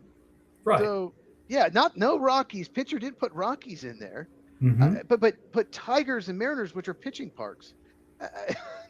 Okay, but anyway, since the Cubs weren't on it, he was able to be traded there. A friend of mine sent that to me. I'm like, okay, interesting. Well, that's a good friend, buddy. I like that list. That's an interesting thing. Of course, the far end of the bench, we had Jimmy Pilato on earlier. You can catch them on, I believe, Thursday. They are the newest part to All Gloves Off Sports Media. We very much appreciate him being on today. I'm going to get you to pick 8 teams to your no trade list. We're going to get Mike to pick his no trade list. You get 8 teams. That's what we should do tomorrow. We're going to do it tomorrow. I like that idea. Let me write Mike has to pick 8 teams he can't be traded to. And you can either be on the Diamondbacks or Reds. You can play. You can pick which team you're on. I got to write that down because I'll never remember. So 8 teams I can't be traded to. 8 teams you can't be traded to if you had to pick. So that's So you're Kevin Gossman, but you're on you can either be on the Reds or Diamondbacks because those are your favorite teams. And then I'm a pitcher because it's a difference. Yes, you're a pitcher. You are a pitcher. Yeah, good point. You are a pitcher, and that's important. Wow, I have to do my research tonight now. Okay. And, I'll come up with a couple NFL topics because training camp's going on now as well. Yeah, pads are on, right? Yes. And you know what? I just got something else. I see it on a couple of spots here. I'm looking at a bunch of different things. I'm going to write this down too. We're going to come up with let's do 3. The top 3 players that were not traded at the trade deadline. The one that, there's another Angel pitcher that I thought for sure would be traded. Yeah, Reed Detmers, right? Yeah. I have a Reds trade to announce. Go ahead. They traded Caleb Ferguson to the Cardinals, exchanged for $250,000 of international bonus money. The Reds have gained $250,000 international bonus money for Caleb Ferguson. Tell me about Caleb Ferguson. I do not know him much. Reliever. He was on the Mariners last year, it says here. Leave it to my friends to call me while I'm still doing the podcast, and he's messaged me about the podcast. Yeah, why don't you guys put comments? I don't understand why you won't do it that way. Anyway, so Caleb Ferguson, age 30, born in Columbus, Ohio, originally drafted by the Los Angeles Dodgers, by the way. This season, I hate it when we go to these spots and then the videos pop up. It just annoys the snot out of me. Caleb Ferguson. 4.01 ERA in 26 games. He's pitched 24 2/3 innings where he's given up 26 hits, 11 runs, 3 home runs. He's walked 11 and struck out 22. 11's not. That's a lot of walks for 24 innings. Yes. But what I don't know what the Cardinals are thinking because they're obviously selling. Why give up? Why just get? This is great for the Reds. Here, he's a free agent of the year. Here's $250,000 international bonus money. I don't understand. Maybe the Cardinals didn't use up their whole bonus. That's a strange trade. It is, especially one that comes in like right at the deadline.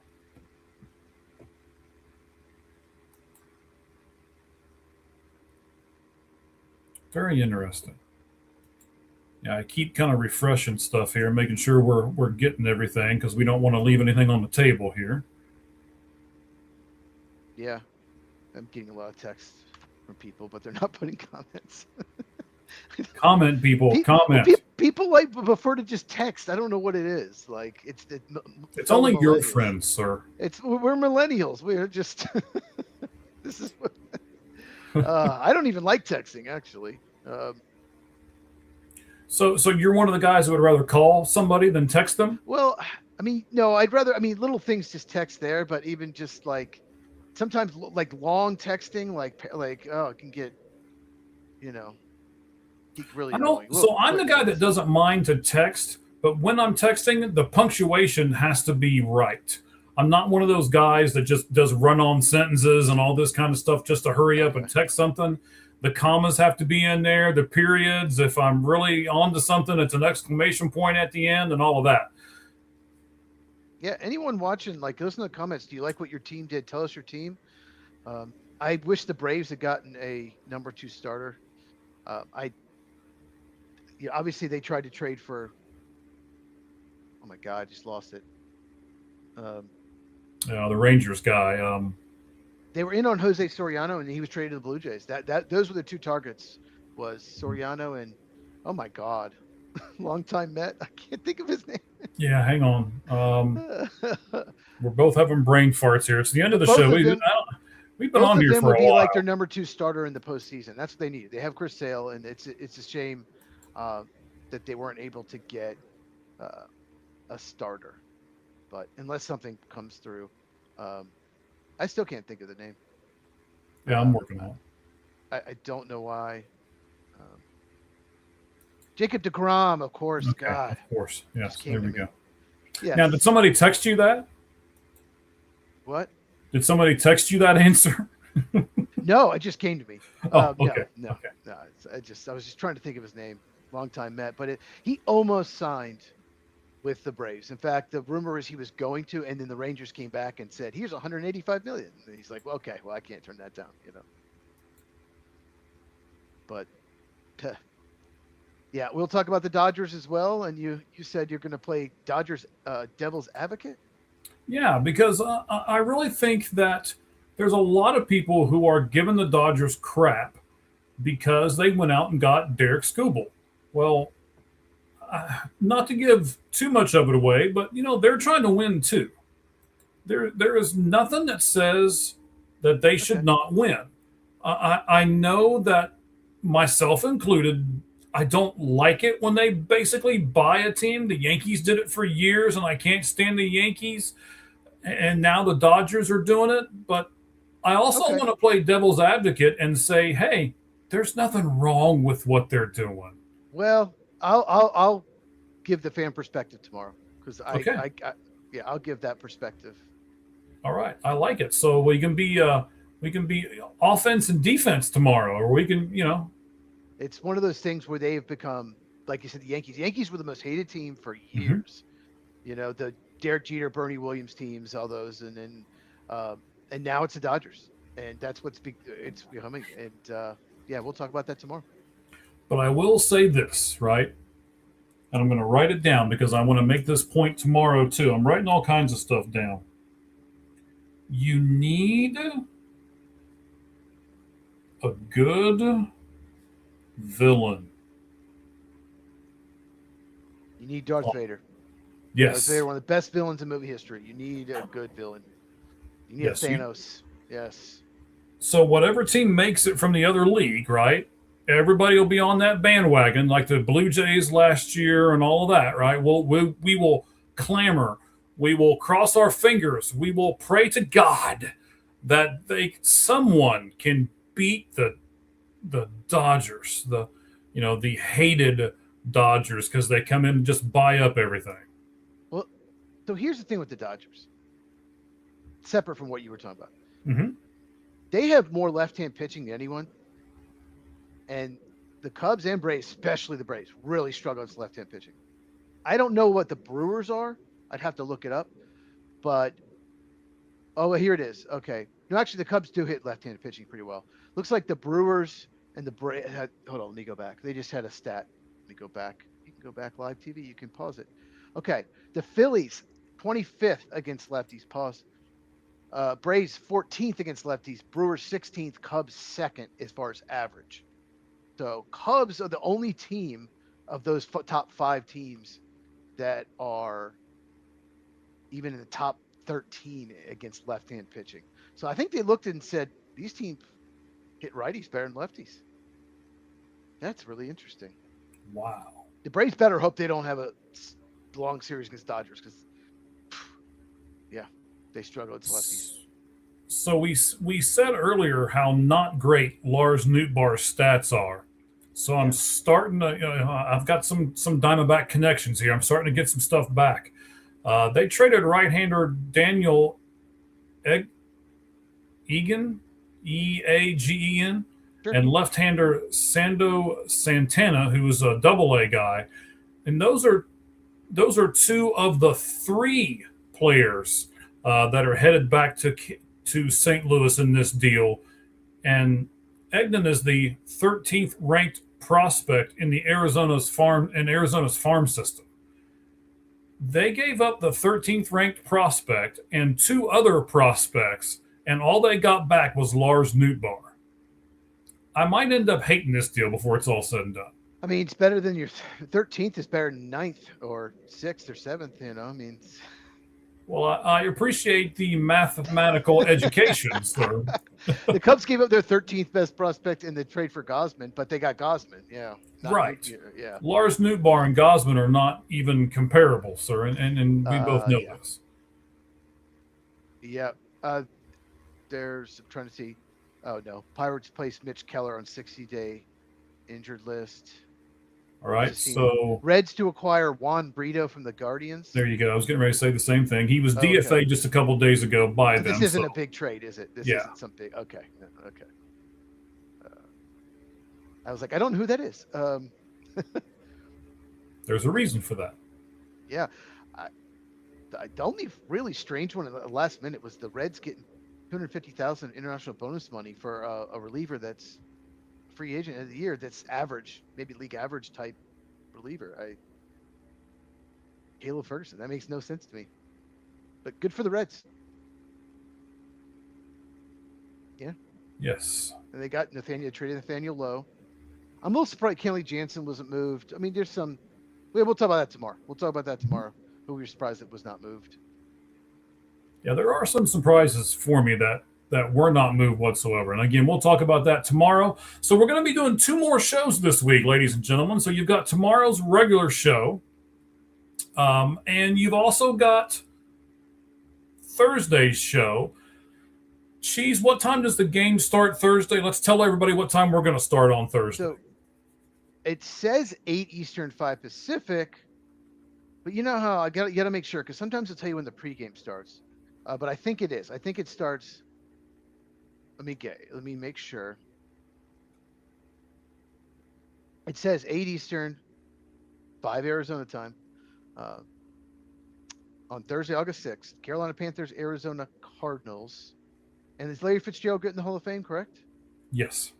That's very cool. He was pretty darn good. So, yeah, we'll probably, what do you say, about 10, 15 minutes before we'll go live? Probably somewhere in that neighborhood. I mean, there's not really a, we're not going to go live an hour beforehand because we're going to be, definitely not. So let's plan on, but maybe 10 minutes before we'll go live. So that's 8 Eastern, 5 Pacific, 7 Central, 6 Mountain Time this Thursday. And tomorrow, of course, 9 Eastern, 6 Pacific. All right. Interesting how there's some stuff trickling in, but I'm not gonna read it too much because I'm not sure how credible some of these sources are that I'm getting here. But so the Twins also, we didn't talk about them. Their last trade, they got Luis Varland from the Blue Jays as well. Wow. Red Sox gave up on Marcelo Mayer. Yes. Former top 5 pick, traded him to the Giants for a lefty reliever. That's not. I mean, it's pretty good lefty reliever. He is, but still, that's one of those trades where it's like, the Giants are betting on Mayer's upside, and the Red Sox took what they could get, I guess. Wow. What were you saying? I don't know. Okay. I'm just surprised. Marcelo Mayer, remember when he was drafted? I was just saying because there's some conflicting reports on what some of the returns are for some of these guys here towards the end, but they're not necessarily credible sources. So I'm not sure. I was not going to read it on the air because I wasn't Yeah. sure if it was good or not. So Marcelo Mayer, I remember when he was drafted, he was 4th overall pick in 2021. He was rumored to be the top pick for a while leading up to draft. Then like the few days before, then it was like, oh no, they're gonna. I don't remember who it was, but he was at one point thought to be best player in the draft, and yeah, he's hit like 220 in his career. So he has been traded to the Giants. Giants taking a chance that he'll hit it. Interesting. yeah, that is interesting, actually. Red Sox made some moves. All right, buddy. I'm going to hit one more spot here, refresh it, and make sure. Yeah, they traded Eric Miller, by the way, was the reliever that they got back in that Mayer trade from the Red Sox. It just sounds like the Red Sox got better this year, but who will see long term if Mayer can figure it out, then that could be a big for the Giants. I think Giants fans would be very happy with that. Yeah, so let's see. A couple of minor things here. The Phillies got Colby Thomas for Seth Johnson in a trade with the A's. I have no idea who they are. Yeah. Another interesting move here. The Pittsburgh Pirates, they placed Mitch Keller on the 60-day DL. So in other words, they cleared a spot from one of the people that they traded for today. He pitched terrible against the Reds yesterday. The Reds beat him into the ground yesterday. So Juan Brito was the guy that the Indians designated for assignment when they made the Joe Adell trade, and then that's who the Reds have gotten for Nathaniel Lowe. Bring back the name Indians. Did I say Indians instead of Guardians? Did I? Good for you. No, it's good. I like that because that's the name. That's our group, Chief Wahoo. That logo was so cool. Yeah, myself and Jimmy Pilato earlier from far end of the bench. We had him on at the very beginning of the show. We were talking about Cleveland and how they should have kept the Spiders, how they should have went back to the Spiders instead of going to the Guardians. I would have been much happier with that. So that's a way cooler name than Guardians. Spiders. So? Yeah, you can wear Spider-Man outfits. By the way, I saw Spider-Man. It was very good. I was going to ask you about it tomorrow, but we'll talk about it tomorrow. Oh yeah. So this was unwolfy, maybe. We did talk about this move, but that's okay. Caleb Ferguson in the trade. They got $250,000 worth of international bonus money. Yes. Good for the Reds because he's a rental. The only thing I can think of is the Cardinals haven't used all of their international bonus money, and that he's replacing JoJo Romero just in case they, even though they trade May and Nootbaar, maybe we just need another lefty reliever here. Have the money. I don't know. It just doesn't make much sense. But good for the Reds to get them. Because Caleb Ferguson, like I said, he's free agent end of the year. So I want to look at the wild card standings in each league real quick, and then we're gonna kind of bid everybody adieu here. So right now, if the season ended today at the end of the trade deadline, Tampa Bay, Chicago White Sox, Houston Astros, they would be the 3 division winners. Okay. The 3 wild card winners in the AL are the Yankees, the Red Sox, and the Guardians. Next is the Twins. They're only a game out, by the way, of the last wild card spot. Okay. The Rangers, who sold off some players today, are a game and a half out. So I would think that kind of means they're waving the white flag, right? They could have traded more though, but possible. Okay. I mean, they've lost 5 straight. They're not playing well at all. Correct. The Mariners are next. They're 2 games out. They did a little bit of both. Then Baltimore's 2.5 and Detroit's 2.5. So I would think now in the American League, you've only got Minnesota, Texas, and Seattle that are competing for that final spot, because I don't think anybody's going to get the Yankees. And on the way Boston's playing, I don't think anybody is going to get Boston. The stat that I'm probably going to go to. Minnesota is a -29 run differential. The Rangers are a -36, but yet the Mariners are a +3. You and I picked the Mariners to win that division. Do you think they can come back and get this wild card spot, or do you think that either Cleveland or Minnesota will take it from them? They can. I don't think they are going to. No, I don't. I don't. I think with Cleveland's moves, I think they're probably going to get it. We'll talk about that tomorrow. We'll pick our top 6 teams, but I don't know, something not just that Seattle team just is not gelled this year at all. I mean, just Taylor Ward, okay, that's okay, but they needed a bigger bat than that. And the run differential for Detroit is insane. Doesn't make any sense. Yes, you're right. I saw it. I didn't say anything, but I saw it. So let's go to the National League for a moment as we kind of wrap everything up. We'll talk about this. We'll review the 2 shows we're going to be doing later on this week, and then we'll bid you guys adieu here in the next 5 minutes or so. Milwaukee Brewers, Los Angeles Dodgers, and Atlanta Braves would be the 3 division winners right at the moment. The 3 wild card winners in the National League would be the Cubs, the Diamondbacks, and the Phillies. Interesting there. The Diamondbacks really didn't do a whole lot. The Phillies did. Your next teams, the Padres are only a game out. They're, by the way, 8-2 in their last 10. The Phillies are 3-7. Just looking at some of the records here. The Miami Marlins were next, but they sold off a couple pieces today, so I think they're kind of waving the white flag. The Pittsburgh Pirates added, even though they're 3.5 out, so they're still thinking maybe they're in the race. The Cardinals are 4. They definitely waved the white flag with everybody that they traded. The Nationals traded away, Luis Garcia Jr., right? So I think they're kind of waving the white flag, and they also traded Foster Griffin away. And then you've got the Reds at 5.5, and they really didn't make any moves. So they're kind of saying maybe we can still get into it. So you've got the Padres, the Pirates, and maybe it's just the fandom guy in me, but I'll throw the Reds in there.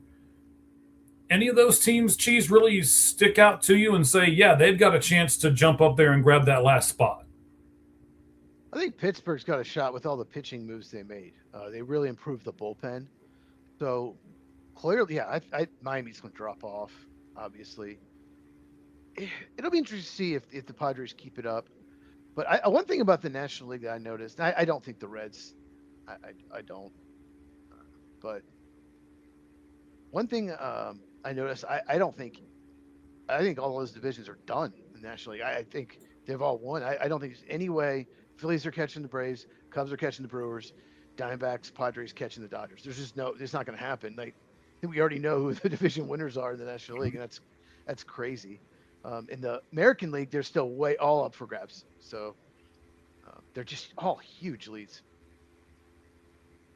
Yeah, so it'll be interesting to see how the rest of the Major League Baseball season unfolds as well. I do want to do this. I usually don't do a whole lot of this kind of stuff, but I think it's a great thing that you can do right at the moment. Let me make sure it's still available, and it is.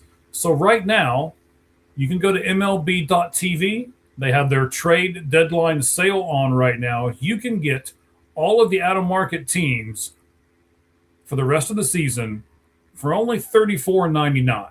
If you haven't already done so, $34.99 is not a bad deal. And I'll be honest, I thought about maybe doing it as well. But I'm really liking the radio calls on XM Satellite, by the way. So I love baseball on the radio, and it's much cheaper. So I think I may just stick with my route and do it that way. But we'll see. We'll see.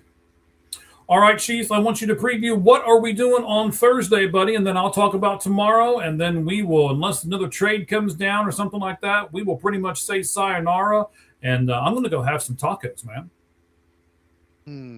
Tacos. Mm-hmm. I got some chicken for tonight. So I know you're shocked. Yes. Thursday night. Shocked. It's the Hall of Fame game, first football game of the year, even though it's preseason. Everyone's excited about it. So we're going to do a watch-along. 8 Eastern, 5 Pacific, probably about 10 minutes before we'll go live.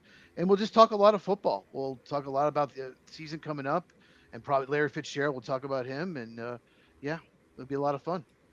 I'll even give you this real quick. It's going to, I think it'll cover up a little bit of Cheese's face. But Here, Okay. I'll show you. I'll show This you. is what gets the preview thing. viewership. Look at that there. Oh, yeah, that's nice. Cool. Yes, sir. That'll be what we will be doing tomorrow, or excuse me, on Thursday. And then tomorrow, we're going to do some baseball-related stuff. We're going to do some football things that Cheese will come up with. Some of the baseball stuff, we'll talk about the manager who was thrown out during a rain delay. We'll look at should you bunt when there's a no-hitter going on.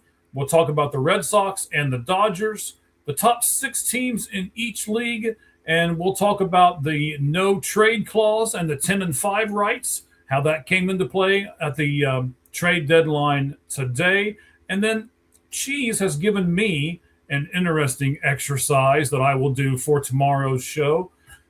I'm going to act as though I am Kevin Gossman, and I am a pitcher. And there are 8 teams that I want to put on my no-trade clause, and I get to pick any 8 teams. I'll come up with those, and we'll do a lot more tomorrow on the Lights Out Sports Podcast. Cheese, tell them what time, buddy. The podcast tomorrow is 9 Eastern, 6 Pacific. All right, sounds good. Anything you want to add to the end of the show, Cheese? No. No, I he's just like, can't wait no. for chicken. I just can't wait. Wait. Oh, I know it, man. Tacos sound really good. I can smell it from the kitchen. So can't wait to get out of here and get myself some tacos. But I'm certainly glad all of you were with us. We had a great time tonight. Once again, we want to thank Jimmy, our great guest from Far End of the Bench podcast. You can catch him on their YouTube. You can also catch their podcast on our YouTube, which is All Gloves Off Sports Media. You can catch us on X at All Gloves Off SM. Cheese is YouTube is Football with Cheese, and then the X is just Football Cheese, and cheese is spelled just how you see it on the screen, Cheez. Cheese, thank you very much, buddy. I'll see you again tomorrow, and I'm sure we'll see a lot of these fans tomorrow as well. Yep. But Enjoy until your then, tacos. as we say at the end of every broadcast, the only thing that's fair in life is a baseball hit between the third and first base lines. Good evening, everyone. We appreciate you coming out.